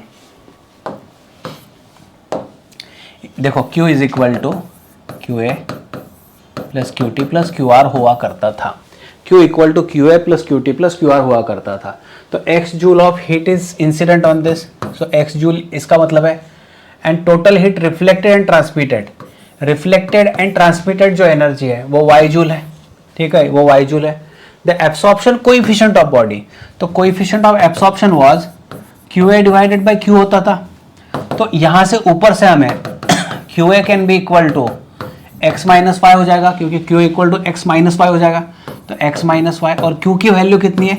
x है, तो x minus Y divided by x, x minus Y divided by x, x minus Y divided by x, ये यहां पर मिल चुका है। Okay, उसके बाद in uranium radioactive series the initial nucleus is uranium 92-238 and that of final nucleus is Pb lead 82-206 बताया। When uranium nucleus decays into lead, the number of alpha particles and beta particle। तो देखो, जब भी सवाल में alpha particle से related question पूछा जाए, अल्फा से रिलेटेड, तो मेरा ये मानना है, जैसे यहां पर यूरेनियम 92-238 दिख रहा है, तो इसका अगर लास्ट लीड में कन्वर्शन हो रहा है तो 82 और ये दिख रहा है मुझे 206। तो सबसे पहले मैं अल्फा के लिए क्या करूंगा? तो देखो, अल्फा के लिए मैं ये जो ऊपर वाली टर्म्स दिख रही है ना, मुझे ए टर्म्स जो दिख रही है ना, इससे रिलेटेड मैं काम करूंगा, क्योंकि अल्फा पर जो होगा ना बहुत स्पेसिफिक, बाकी बीटा डीके में जो होता है वो नीचे जेड वैल्यू पर काम होता है, लेकिन अल्फा में जो है ए और जेड दोनों पर काम पर होता है। तो मैं ए वैल्यू कैसे करूंगा? 238 माइनस 206 कर दूंगा, और डिवाइडेड बाय, देखो ए की वैल्यू हर एक अल्फा जब निकलता है, हर एक अल्फा जब निकलता है तो भाई ए की वैल्यू 4 से डिक्रीज होती है, तो यहां पर डिवाइडेड बाय 4 कर दूंगा। कितना होगा बच्चों? ये 30, मतलब 32 डिवाइडेड बाय 4, ये 8 हो गया। मतलब इतना श्योर है कि 8 अल्फा पार्टिकल इजेक्ट होने वाले हैं। तो अल्फा पार्टिकल की जो संख्या है, नंबर ऑफ अल्फा, तो इस तरीके से हमको निकालना पड़ेगा। तो 8 तो श्योर मिल चुका है, तो यहां पर 8 कहां दिख रहा है? तो 8 अल्फा यहीं पर दिख रहा है। लेकिन देखो क्या होता है, जेड वैल्यू जो होती है, जेड वैल्यू कैसे चेंज होती है देख लो। तो यहां पर यूरेनियम है 92-238, तो यहां पर इससे रिलेटेड मैं y डालवा देता हूं, क्योंकि अगर 8 अल्फा इमिट होता है तो देखो क्या होता है, ये 206 हो जाएगा। लेकिन यहां पर 8 मल्टीप्लाई, देखो अल्फा जेड की वैल्यू जो है ना 2 से घटती है, हर एक अल्फा पर जेड की वैल्यू 2 से घटती है। तो यहां पर 8 अल्फा है तो 16 वैल्यूज कम होना चाहिए था, 92 माइनस यहां पर 16 होना चाहिए था, 92 माइनस 16 होना चाहिए। तो कितना हो गया बच्चों? 6, और 76 होना चाहिए था, 76 होना चाहिए था, लेकिन यहां पर तो मुझे 82 दिख रहा है। तो अभी 82 करने के लिए अभी देखो कैसा है, ऊपर की वैल्यू मुझे वैसे ही रखनी पड़ेगी, लेकिन इसमें कितना ऐड करना पड़ेगा? तो इसमें 6 वैल्यू ऐड करानी पड़ेगी, तो 6 वैल्यू को ऐड कराना पड़ेगा, तब जाके ये 82 होगा। लेकिन 6 क्या? तो आपको यह पता होना चाहिए कि बीटा जब इमिट होता है तो जेड की वैल्यू 1 से बढ़ती है, तो जेड की वैल्यू 1 से बढ़ती है, बीटा की एक बीटा इमिट होता है तो जेड की वैल्यू बढ़ती है। तो देखो 8 अल्फा और 6 बीटा यहां पर आंसर होना चाहिए। वैसे अगर देखा जाए तो 8 अल्फा एक ही जगह पर ये बहुत कन्वीनियंट हो जाएगा, तो आपको दूसरा गेस वर्क करके चल सकता है। ठीक है, उसके बाद When photon of energy h nu falls on a photosensitive surface, work function is E naught. Work function is E naught. The photoelectrons of maximum energy k are emitted. देखो kinetic energy was energy of photon minus work function हुआ करता था, जिसको मैं phi not बोलता था। के ई को के बोल दिया इन्होंने, एनर्जी ई को एच न्यू बोल दिया और वर्क फंक्शन को इन्होंने ई नॉट बोल दिया। ये चीज यहाँ पर आ गई है, ठीक है, ये इतना आ गया। अब ये आगे क्या है, when frequency of radiation is doubled the maximum kinetic energy will be equal to, तो देखो K dash equal to H, यहाँ पर twice nu minus work function तो भाई उतना ही होता है, तो मैं इसको क्या करता हूँ H N U plus H nu minus E naught करवा देता हूँ। तो एच न्यू प्लस, ऐसा क्यों किया, तो ऑप्शन में देख लो यहाँ पर, तो ऑप्शन में वो क्या होगा, एच न्यू तो है, अच्छा एच न्यू नहीं है, एच न्यू है और H nu minus E not का मीनिंग के मिल रहा था। सो के प्लस एच न्यू हो सकता है यहाँ पर ऑप्शन इसी टर्म में, क्योंकि वर्क फंक्शन का टर्म जो है मिसिंग हो रहा है। भले इन्होंने दिया है वर्क फंक्शन लेकिन मिस करा दिया यहाँ पर भी एक था, हो सकता था ये भी के प्लस ई नॉट हो सकता था,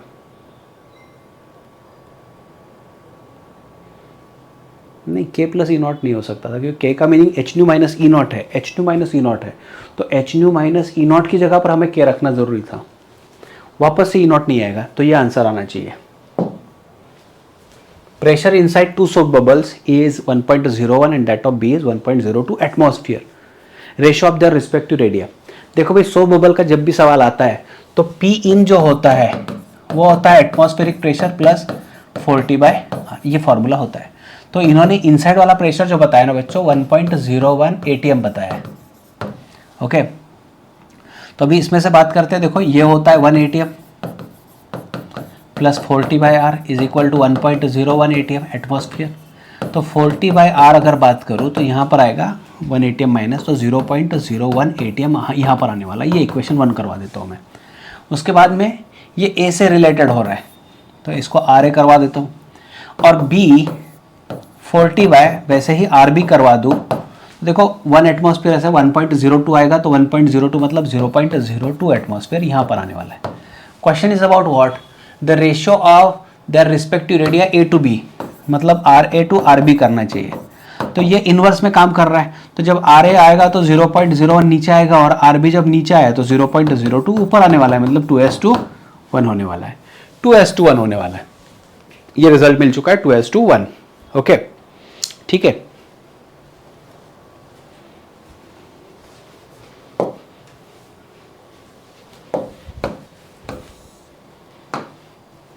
The pitch of whistle of an engine appears to be dropped by 30% of original value when it passes stationary observer. If the speed of sound in air is 350 metre पर second, then the speed of engine is. अभी ये बात समझनी है कि भाई passes का मतलब क्या हो रहा है कि जब ये निकल के गुजर रहा है वहां से, मतलब दूर जा रहा है, क्योंकि ड्रॉप तभी होगा, फ्रीक्वेंसी ड्रॉप तभी होगा जब ये निकल जा रहा है। तो source is in motion, observer यहीं पर है and source is moving away, velocity of source. तो F dash is equal to F, formula बनवाता हूं मैं यहाँ पर वी बाय, क्योंकि दूर जा रहा है तो वी प्लस वी एस आएगा, क्योंकि कम होना है तो नीचे डिनोमिनेटर में एडिशन करवाना होता है। तो देखो जो ओरिजिनल फ्रीक्वेंसी है ड्रॉप्ड बाय बोला है, ड्रॉप्ड बाय 30%, मतलब बचा कितना 70%। तो देखो F dash is 70% of F is equal to F V by V plus V S, ये ऐसे आना चाहिए यहाँ पर। तो एफ एफ को मैं कैंसिल करवा देता हूँ, ठीक है, ये आ गया 0.7 is equal to V by V plus V S हो गया, ठीक है। अभी आगे क्या करना है, तो इन्होंने velocity of sound, speed of sound बता दिया, तो 0.7 v plus 0.7 V S is equal to V आ गया।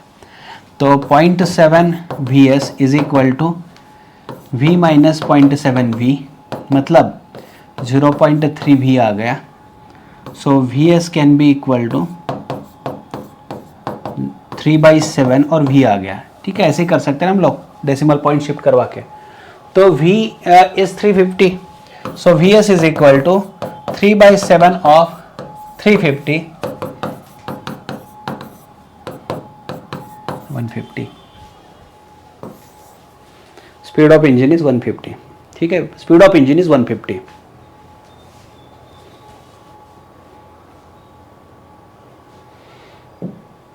उसके बाद a transformer having an efficiency of 90% working on 200 volt and 3 kilowatt power. If the current in secondary coil is a 6 ampere, okay, voltage across the station, so secondary coil is okay, and current in the primary. ये थोड़ा सा गड़बड़ कर दिया यहाँ पे, चलो ठीक है. इफिशियंसी जो होता है वो होता है output power divided by input power. तो इफिशियंसी इज व्हाट 90%, मतलब 0.9, and working on 3 kilovolt supply, मतलब आउटपुट पावर मुझे पता नहीं है, लेकिन ये पता है कि 3 किलोवाट सप्लाई अंदर था. तो पी आउटपुट 2.7 किलोवाट होना चाहिए, ये आउटपुट पावर होना चाहिए. अभी आउटपुट पावर से देखो क्या होता है. If the current in secondary is given the voltage across secondaries, तो पहले इस पर काम करते हैं. तो पी आउट जो होता है सेकेंडरी का output voltage multiply by current in output. ठीक है, तो ये 2.7 किलो था तो 10 पावर 3, और ई एस पूछा गया है, और आई एस कितना है 6 एम्पियर है. ठीक है, तो ये हो जाएगा 2700 डिवाइडेड बाय 6, ये ई एस. तो E S is equal to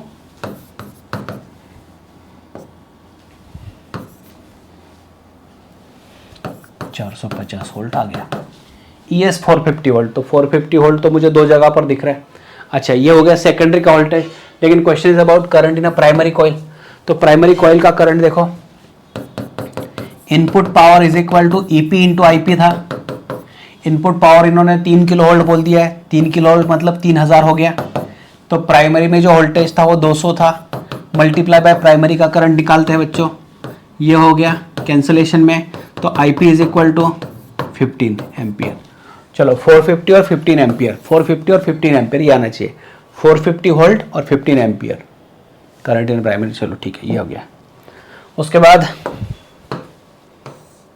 a diatomic gas is used in a Carnot engine as a working substance if during the adiabatic expansion part of cycle the volume of gas increases from V to 32V. Efficiency of engine is, अच्छा चलो ठीक है, efficiency of engine was 1 minus temperature of cold divided by temperature of hot reservoir. यह होता था. अभी जब Carnot heat engine का बात हो रहा है during adiabatic expansion TH और ये TC होता था, और यहाँ पर ये जो होता है ना ये प्रोसेस, यहाँ पर स्पेसिफिकली बात करूँ, ये रीजन जो होता था ये होता था एडियाबेटिक एक्सपांशन.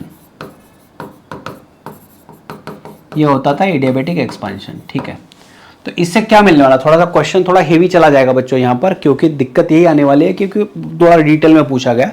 इतना डिटेल में नहीं पूछते एक्चुअल में देखा जाए तो, लेकिन चलो ठीक है. आपको पता है P V power gamma equal to constant होता है. यह आइसो एडियाबेटिक प्रोसेस में ऐसा होता है. लेकिन दूसरा फॉर्मूला अगर आप बात करो यहाँ पर वॉल्यूम और टेम्परेचर से रिलेटेड बात करें, क्योंकि हमें टेम्परेचर पर ही इफिशियंसी मिलने वाली है और क्वेश्चन इज अबाउट वॉल्यूम से रिलेटेड बताया गया है. तो देखो क्या होता है, प्रेशर की जगह पर हम लोग अगर एनआरटी बाई वी लगते और ये V power gamma equal to constant, तो T V power gamma -1 is equal to that new constant, या फिर कांस्टेंट डैश में बोल दो. तो आपको यह ध्यान में रखना पड़ेगा कि टी वी पावर गैमा -1 का इस्तेमाल मुझे करना है. ठीक है, तो यहां पर देखो इस पॉइंट पर T H V power gamma -1 is equal to, नीचे जब आता है टी सी, है ना, एक्सपांशन चल रहा है ना, वॉल्यूम बढ़ रहा है यहां पर, तो टी सी और जो वॉल्यूम है, वॉल्यूम जो है वो 32 है, 32 भी पावर गैमा -1 हो गया. तो भाई मुझे T C by T H का रिलेशन चाहिए. तो T C by T H is equal to V by 32V और उसका गैमा पावर -1, मतलब पावर गैमा -1. तो 1/32. देखो गैमा -1, तो गैमा क्या है, इन्होंने बताया कि डायटोमिक गैस चल रहा है. तो डायटोमिक गैस का गैमा क्या होता है, तो gamma is observe to be 1+2 by freedom, 1+2 by diatomic gas का जो फ्रीडम होता है वो 5 होता है. सो 7/5 मतलब ये होता है 1.4. तो यहाँ पर करना पड़ेगा 1.4 -1, तो 1/32 पावर 0.4 आना चाहिए. TC/TH। अच्छा, अभी देखो सवालों के जवाब जो बन रहा है वो थोड़ा सा ऐसा बन रहा है इससे रिलेटेड। तो 1/32 पावर 0.4 कैसे निकालें, कैलकुलेटर पे देखते हैं एक बार।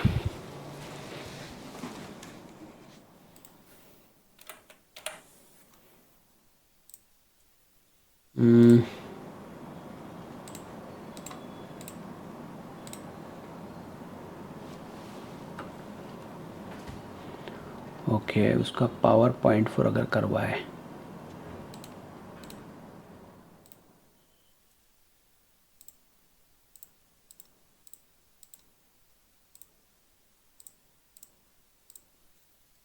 .25, ये 0.25 मिल रहा है भाई, ये मिल रहा है मुझे 0.25। अभी कैसे करोगे पता नहीं, मतलब ये कहीं ना कहीं इंडेक्स में वैल्यू देना चाहिए। अगर ऐसा अगर आता है 1/32.54 शायद तो करना चाहिए। तो 0.25 आया, तो भाई ईटा का वैल्यू क्या होगा, फाइनल रिजल्ट में डलवा देता हूँ। ईटा इक्वल टू 1 माइनस, हाँ ये 0.25 मतलब 0.75 इसका आंसर आना चाहिए, 0.75 आना चाहिए। सही बताओ, अगर आप कंफर्टेबल हो तो ही करो बच्चों, नहीं तो ये बहुत लेंदी क्वेश्चन बन रहा है यहाँ पर। उसके बाद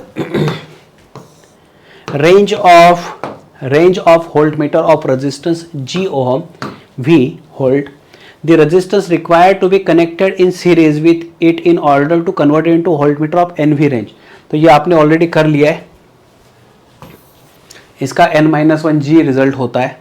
n-1g कैसे होता है, तो R is equal to V/IG minus G होता है।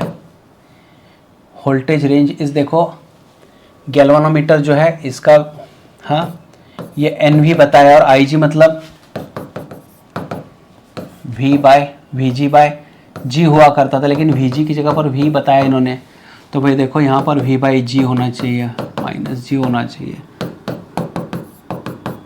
इतना करने की जरूरत नहीं है आपको, ये डायरेक्टली अगर करंट इलेक्ट्रिसिटी आपने नहीं पढ़ा होगा तो एक बार देख लो, वन शॉट रिवीजन जो पूरा बताया मैंने करवा के दिया, उसमें ये पूरा रिजल्ट दिया है। तो डायरेक्ट कुछ रिजल्ट डायरेक्ट लिखना पड़ेगा बच्चों आपको। Find the magnitude of current in the given circuit. तो गिवन सर्किट क्या है, ये ऐसे बैटरी है, यहाँ पर 4 वोल्ट का बैटरी है, ये डायोड है, ये रेजिस्टेंस है, और यहाँ पर -1 वोल्ट ऐसे कुछ दिया है। देखो यार डायोड में ना बैटरी उल्टा लगवा लिया, ये डायोड का जो पी टाइप है यहाँ पर निगेटिव पोलैरिटी है, मतलब ये रिवर्स बायसिंग में आ रहा है। तो भाई यहाँ पर करंट फ्लो ही नहीं होने वाला, डायोड रिवर्स बायस में है तो करंट फ्लो नहीं होने वाला, ये पूरी तरीके से ऑफ की तरह काम करने वाला है। 0 आंसर आना चाहिए इसका। उसके बाद an inductance coil of resistance 8 ohm, ठीक है 80 ओम।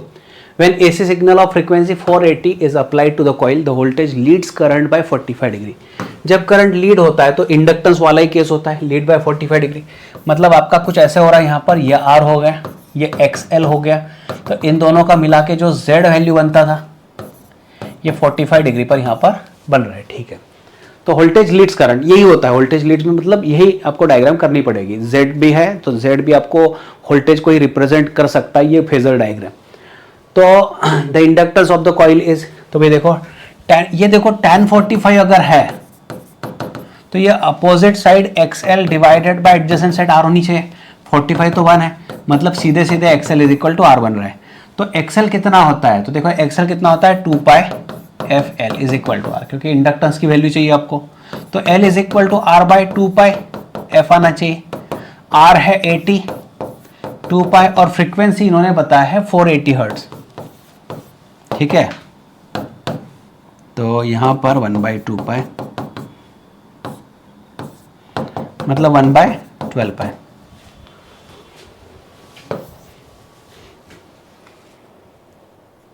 1/12π आना चाहिए। फिर the displacement of wave is given by that value in meter and t second, the represented wave is, अच्छा वेव से रिलेटेड है।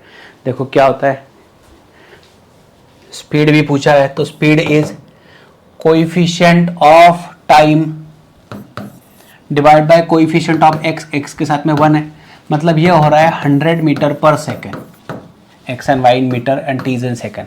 तो 100 मीटर पर सेकेंड की स्पीड मिल रही है, लेकिन डायरेक्शन क्या है, क्योंकि यहाँ पर निगेटिव डायरेक्शन, यहाँ पॉजिटिव डायरेक्शन ये बताया है, तो फ्रीक्वेंसी पर भी बात करते हैं। तो फ्रीक्वेंसी की कोई ज़रूरत मुझे नहीं लग रहा है यहाँ पर, क्योंकि सीधे सीधे आंसर बन रहा है यहाँ पर 100 मीटर पर सेकेंड। और देखो मैंने आपको वेव मोशन में पढ़ाया, दोनों वैल्यूज अगर पॉजिटिव है या फिर दोनों वैल्यूज निगेटिव है तो पॉजिटिव निगेटिव एक्स डायरेक्शन में जाएगा, तो यह जाना चाहिए निगेटिव एक्स डायरेक्शन। अभी वापस यहाँ पर अगर आपको रिवाइज करना है तो वेव मोशन वाला चैप्टर एक बार पढ़ लो बच्चों, बहुत सी शॉर्टकट मैंने वहाँ पर बनवा के दिए है। तो 100 तो आंसर आ रहा है, इन दोनों के बीच में यहाँ पर प्लस साइन है तो ये आ रहा है निगेटिव एक्स डायरेक्शन में। अगर इन दोनों के बीच में माइनस साइन होता तो पॉजिटिव एक्स डायरेक्शन, और यहाँ प्लस है तो निगेटिव एक्स डायरेक्शन से जाने वाला है, negative X direction.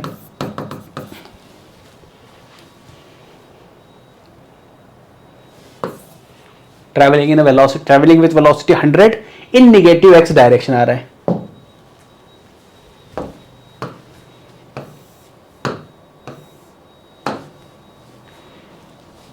Then a current of 5 ampere flows through toroid, okay, toroid having core of mean radius 20, 4000 terms of conducting, अच्छा, over the core the magnetic field inside the core of toroid is B is equal to, toroid का formula था mu naught n divided by 2 pi average radius into I, mu not an I divide by 2 पाई, ऐसे formula था।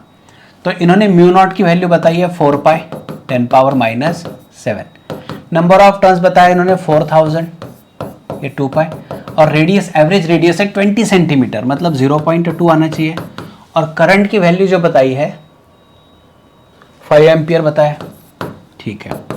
तो यहाँ पर देखो बच्चों क्या होगा, 2 पाई और ये 2 कैंसिल हो गया, 10.2 मतलब 1/5 होना चाहिए, तो 5 ऊपर चला गया, 50,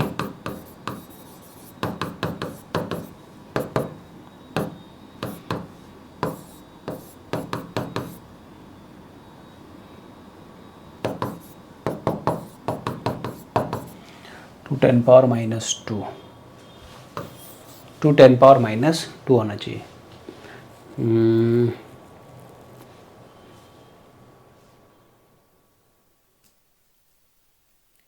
10, 50, राइट।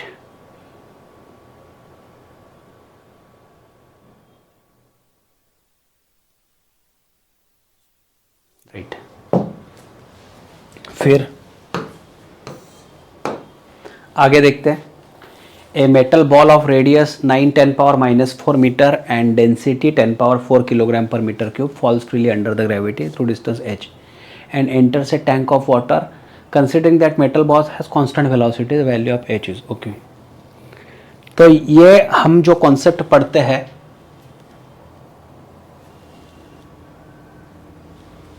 ये जो कॉन्सेप्ट हम पढ़ते हैं इसमें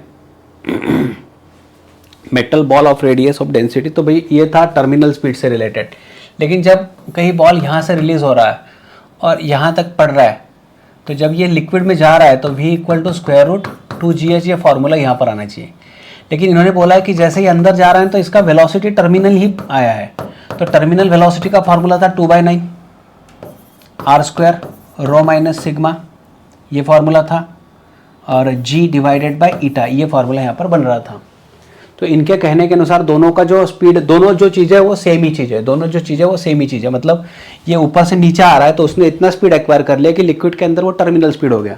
तो इन दोनों को आप मैच करवा दो, तो √2gh इसको और 2/9 r square rho minus sigma g divided by eta यहाँ पर आना चाहिए, ठीक है। तो हाँ, ये पूरा रूट में था। तो अभी इसको सॉल्व करना पड़ेगा। किस तरीके से सॉल्व करें, तो भाई रेडियस भी बताया है, जी की वैल्यू बताया, एच वैल्यू चाहिए, तो स्क्वायरिंग करवा देते पहला। तो 2gh is equal to 4/81 r power 4 rho minus sigma इसका स्क्वायर, और ये भी g का स्क्वायर हो जाएगा, है ना, वैसे होना चाहिए, और ईटा का स्क्वायर होना चाहिए था। तो h is equal to, short में करवा देते अभी, मतलब 2/81, एक g कैंसिल करवा लेते हैं, R power 4 rho minus sigma, यहाँ पर जी डिवाइडेड बाई ईटा का स्क्वायर। ठीक है, h is equal to 2/81। Radius कितना बन रहा है भाई? 9 10 power minus 4 radius, sorry metal ball of radius 9 10 power minus 4 और इसका पावर 4 होना चाहिए। रो कितना बन रहा है? रो कितना बन रहा है? बॉडी जो है 10 पावर 4 डेंसिटी है, 10 पावर 4 स्क्वायर होना चाहिए, माइनस डेंसिटी ऑफ वाटर है 10 पावर 3 इनका स्क्वायर। जी की वैल्यू मैं 10 करवा लेता हूँ और ईटा की जो वैल्यू है, ईटा है 8.1, 10 पावर माइनस 4 इसका स्क्वायर। ठीक है, इसको अभी 2/81 81 81 ऐसे ही करता हूँ मैं, 81 81 माइनस 8 करवा देता हूँ, ये 10 ही बचेगा तो 10 पावर 2 ये 10 आ जाएगा। यहाँ पर भी मैं इसको 81 81 करवा देता हूँ और 10 पावर इसके दो एक डिजिट करवा दिया मैंने इधर, तो 5 मतलब -10 आ जाएगा। तो ये 81 81 कट हो जाएगा, ये 81 81 कट हो जाएगा। लंबा चल रहा है ये तो।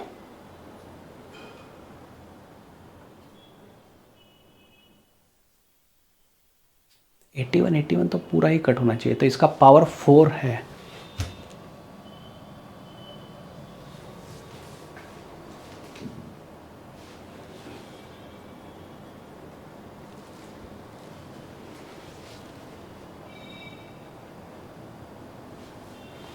और कुछ कहाँ गलती हो रही है?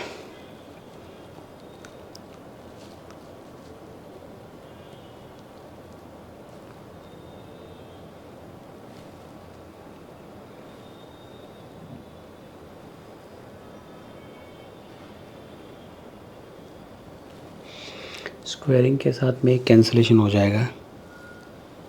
ठीक है,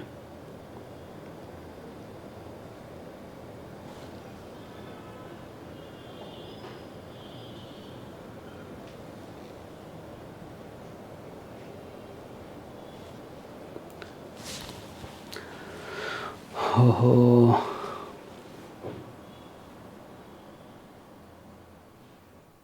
नियरली वगैरह तो नहीं पूछा ना? नहीं।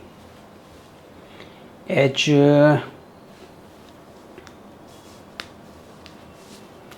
तो 2/81 स्क्वायरिंग करवा लिया। हाँ, यहाँ गड़बड़ हो रही है ना, इसका स्क्वायर। हाँ तो ठीक है, वो तो सही चल रहा है, सही चल रहा है, ये भी सही चल रहा है। शायद यहाँ पर कहीं पर गड़बड़ हो चुका है मेरा।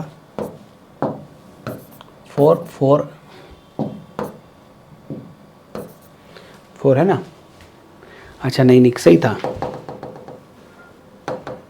सही था, वो तो सही था, क्योंकि यहाँ पर 2 है, 2 कैंसिल करवा लिया, 2 जी का स्क्वायर बाई ईटा का स्क्वायर।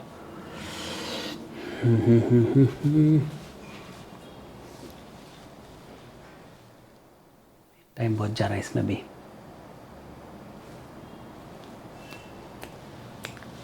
कौन सा क्वेश्चन है मैं देख लेता हूँ एक बार।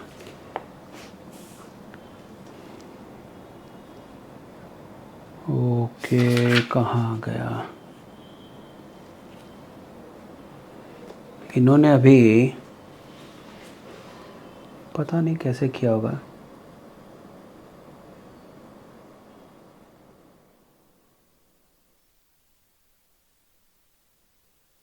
अप्रॉक्सीमेटली ही शायद इन्होंने लाया है, कुछ ऐसा मुझे लग रहा है अंदाज। -10 प्लस चला गया शायद, पता नहीं। 2/81 मैं करवा देता हूँ, पता नहीं मुझे अभी। तो -10 चला गया ऊपर, तो +2 4 5 10 पावर 5 होना चाहिए था। अगर ये मैं 80 मान के चलता हूँ,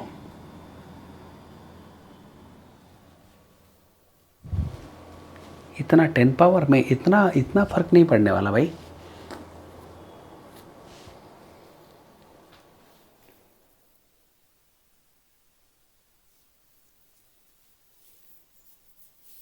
इतना फ़र्क नहीं पड़ने वाला है, 10 पावर में इतना फ़र्क नहीं पड़ने वाला है।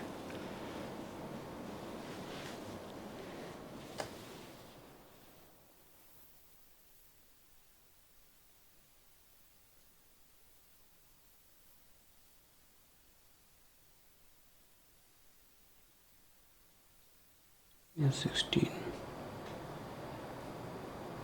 14 यस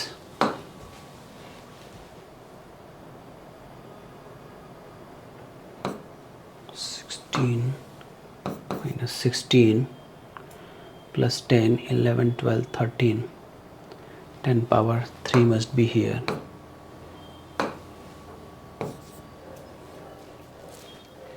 अगर मैं इसको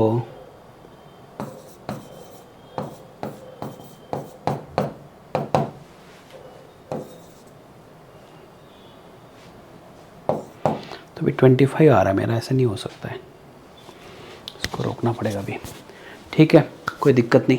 इसको एक बार बच्चों सॉल्व करके देख लो। मुझे शायद मेरा कैलकुलेशन बहुत ये निकल रहा है यहाँ पर, है ना, कैलकुलेशन बहुत टाइम जा रहा है। तो अभी यहाँ से आगे करके देखो, मुझे जो आंसर वहाँ पे दिख रहा है वो 20 मीटर का दिख रहा है, क्योंकि बहुत लेंदी प्रोसेस, इतना नहीं हो सकता यार, इतना कैसे करें मेरा। आप एक बार करके देख लो, फॉर्मूला तो यही बनने वाला है, फॉर्मूला तो यही बनने वाला है। When wave front passes from denser medium to rarer medium, तो denser से rarer, denser to rarer, तो देखो आपको ये पढ़ा है मैंने ऑलरेडी वेव ऑप्टिक्स में। denser to rarer जब जाता है तो ये वेव फ्रंट की तरह काम करता है, जब बाहर निकलता है तो ये वेव फ्रंट दूर दूर होता है। फ्रॉम denser to rarer जब जाता है तो जो वेव फ्रंट्स है, वेव फ्रंट जो नजदीक नजदीक थे, वो जब जाता है तो एक्सपांड होता है इस तरीके से, ठीक है, increases. The relation between total magnetic field, magnetic intensity, permeability of free space, yes, ये तो फार्मूला भाई B is equal to H mu naught, ये फार्मूला था, म्यू नॉट 1 प्लस ससेप्टिबिलिटी, ये लर्निंग बेस्ड है। In common emitter transistor amplifier load resistance RL दिया है 6.5 kilo ohm, ठीक है। इनपुट रेजिस्टेंस R इन दिया है 1.3 किलो ओम, और करंट गेन बताया, मतलब अल्फा बीटा दिया है 78। Question is about voltage gain, तो AV was beta into output divided by input resistance था, तो बीटा है 78, आउटपुट जो है 6.5 किलो ओम और ये है 1.3, 78 इंटू 5,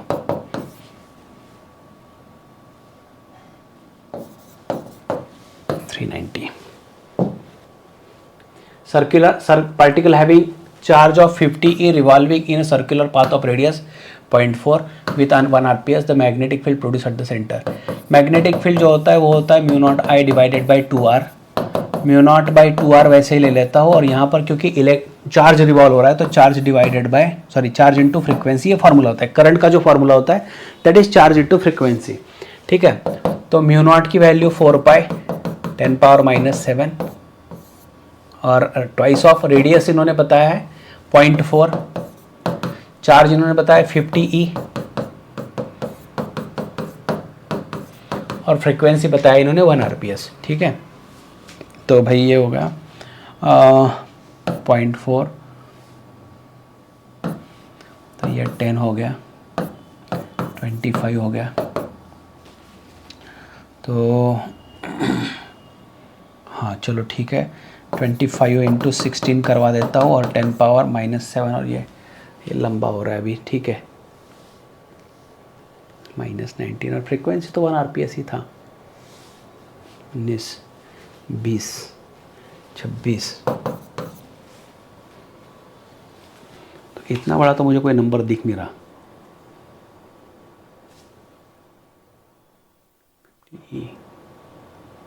-19,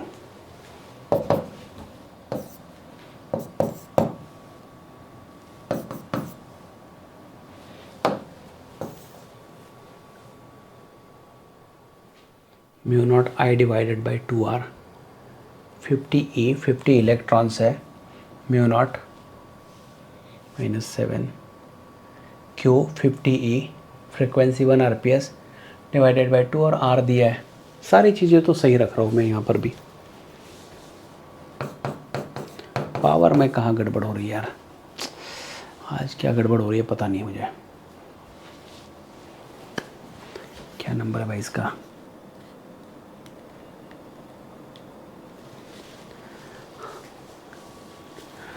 सही है ये, सॉरी, ये मैं सारी गड़बड़ जो कर रहा हूँ ना, क्योंकि कैसे हो, मेरा भी एक एक्चुअली लेक्चर है तो मुझे गड़बड़ में करना था कवर। चलो ठीक है कोई बात नहीं, mu naught I divided by 2R mu naught वैसे ही रख देता हूँ, आई मतलब Q F divided by 2r, mu naught वैसे ही रख देता हूँ डिवाइडेड बाई 2 और r की वैल्यू इनकी 0.4, ठीक है, मल्टीप्लाई बाय चार्ज है 50 ई मतलब 1.6 10⁻−19 और फ्रीक्वेंसी 1, ठीक है, ये हो गया।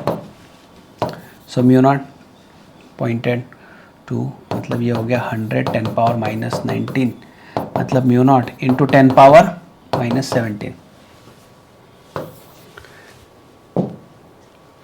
चलो, 2 blocks of masses 6 and 4 kg are placed, okay, 5 Newton is applied the force on the lighter block। तो नॉर्मल का फार्मूला जो होता है वो होता है m into in the sense, ये फार्मूला जो है ये हम लोग न्यूटन्स लॉज ऑफ मोशन में पढ़ते हैं। तो पहले आप एक्सेलरेशन निकाल लो जो कि net force divided by summation of mass होता है। तो फोर्स है 5 न्यूटन डिवाइडेड बाय यहाँ पर 6 + 4 हो गया 10, मतलब 1/2 का एक्सेलरेशन हो गया। अभी इनके बीच में जो नॉर्मल रिएक्शन है, इस नॉर्मल की वजह से ये 4 किलोग्राम वाला ब्लॉक आगे बढ़ रहा है। तो नॉर्मल इस 4 × a करवा दो, तो 4 × a की वैल्यू जो है ये 1/2 होने वाली, मतलब यहाँ पर आ गया 2 न्यूटन। Got it. चलो ये आ गया।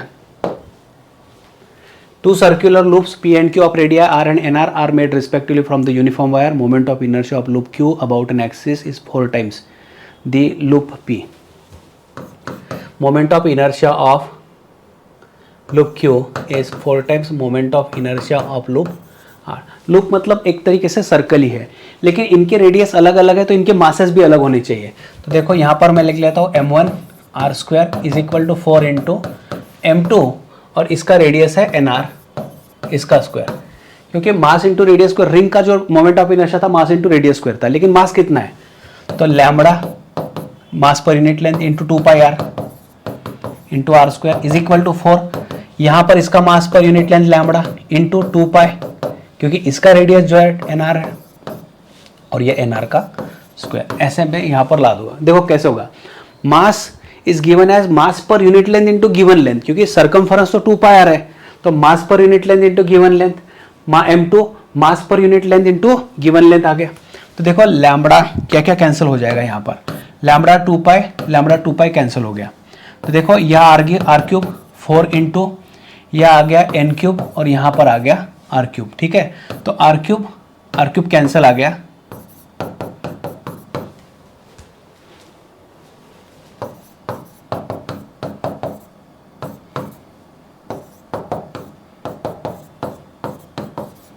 Two by 3 1/2 power 2/3 value of n is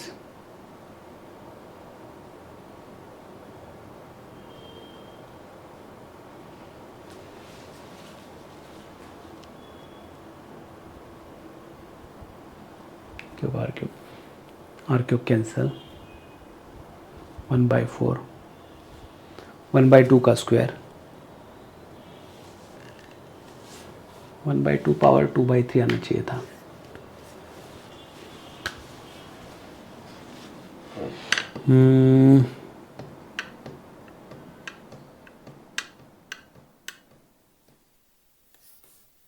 शायद मैंने पढ़ते हुए कुछ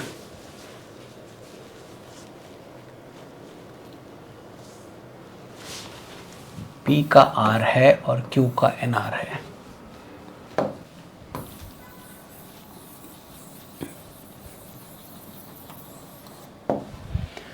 Q का NR है, Q का NR है, मतलब NQ moment of inertia mass into radius का स्क्वायर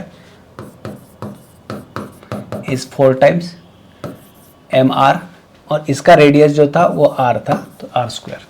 MQ कितना, लैम्बडा इंटू ट्वाइस पाई, हाँ, NR इंटू NR का square is equal to 4, mass of R lambda into twice pi R into that R का square, ठीक है। जो जो cancellation हो जाएगा कैंसिल करवा देता है, लैम्बडा 2π कैंसिल करवा देता हूँ, तो n² r³ is equal to, हाँ, n³ r³ sorry, n³ r³ is equal to 4 × r³, right. r³ cancel हो गया तो n³ 2 का स्क्वायर, तो n is equal to 2 power 2/3, right. Two spherical blocks bodies R1 and R2 and with surface tension T1 T2 respectively radiate the same power surface temperature, sorry, the ratio of R1 to R2 is, so radiation power जो होता है T⁴ में होता है, दोनों का radiation rate of radiation power मतलब दोनों रेडिएट होते हैं, सेम पावर ही रेडिएट करते हैं, तो A1 T1⁴ must be equal to A2 T2⁴, मतलब Q/T is same for both, तो A1 पाई R1 का स्क्वायर T1⁴, A2 R2 का स्क्वायर T2⁴, ठीक है। Question is about R1 to R2 ratio, तो R1/R2 रेशियो अगर निकाले तो इज इक्वल टू T2/T1⁴/2 करवा दूँ तो T2/T1 पावर 2 आना चाहिए, ये आना चाहिए। λ1 λ2 are the wavelength of first line of Lyman series and Paschen series respectively, तो λ1 λ2 का रेशियो, तो 1/λ equal to R 1/p² minus 1/n² था। तो पहले मैं लाइमन सीरीज के बारे में बात करूं तो लाइमन में p is equal to first line जो होता है p इज इक्वल टू 1 है लाइमन में और n इज इक्वल टू 2 होना चाहिए, तो 1/λ फॉर लाइमन जिसको इन्होंने λ1 बोल दिया है, तो R1 माइनस 1/ ये 2 रख दूँ तो 4, मतलब R 3/4, तो λ1 इज इक्वल टू 4/3R आना चाहिए, इक्वेशन 1 हो गया।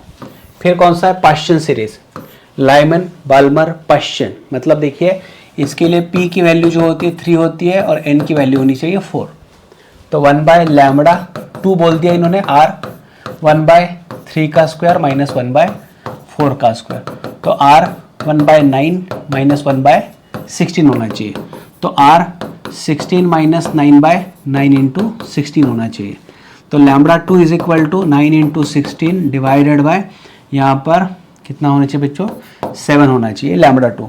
क्वेश्चन इज अबाउट λ2 टू λ1, तो λ2 टू λ1 अगर करवा दूँ तो 9 into 16/7 7/7R multiply by λ1 4/3R, R cancel हो गया, तो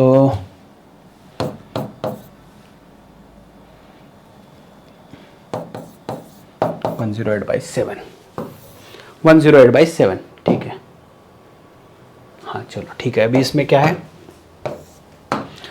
electric dipole of moment p bar lying along the uniform electric field work done in rotating, पहले इलेक्ट्रिक फील्ड के अलोंग ही डाइपोल था, मतलब θ1 इज 0 डिग्री, now it is rotated by π/3, तो E बार और P bar it is rotated by π/3 मतलब 3, तो थीटा की वैल्यू π/3 है, मतलब 60 डिग्री आना चाहिए, तो work done is PE in bracket cos θ1 minus cos θ2 होना चाहिए, तो P कितना है वैसे ही है P E cos of 0 minus cos of 60 होना चाहिए, तो PE cos 0 इज 1 माइनस 1/2, तो भाई 1/2 PE आना चाहिए, मतलब PE/2 आना चाहिए, गॉट इट। चलो ठीक है बच्चों, यहाँ तक तो करवा दिया, एक्सपोर्ट PDF,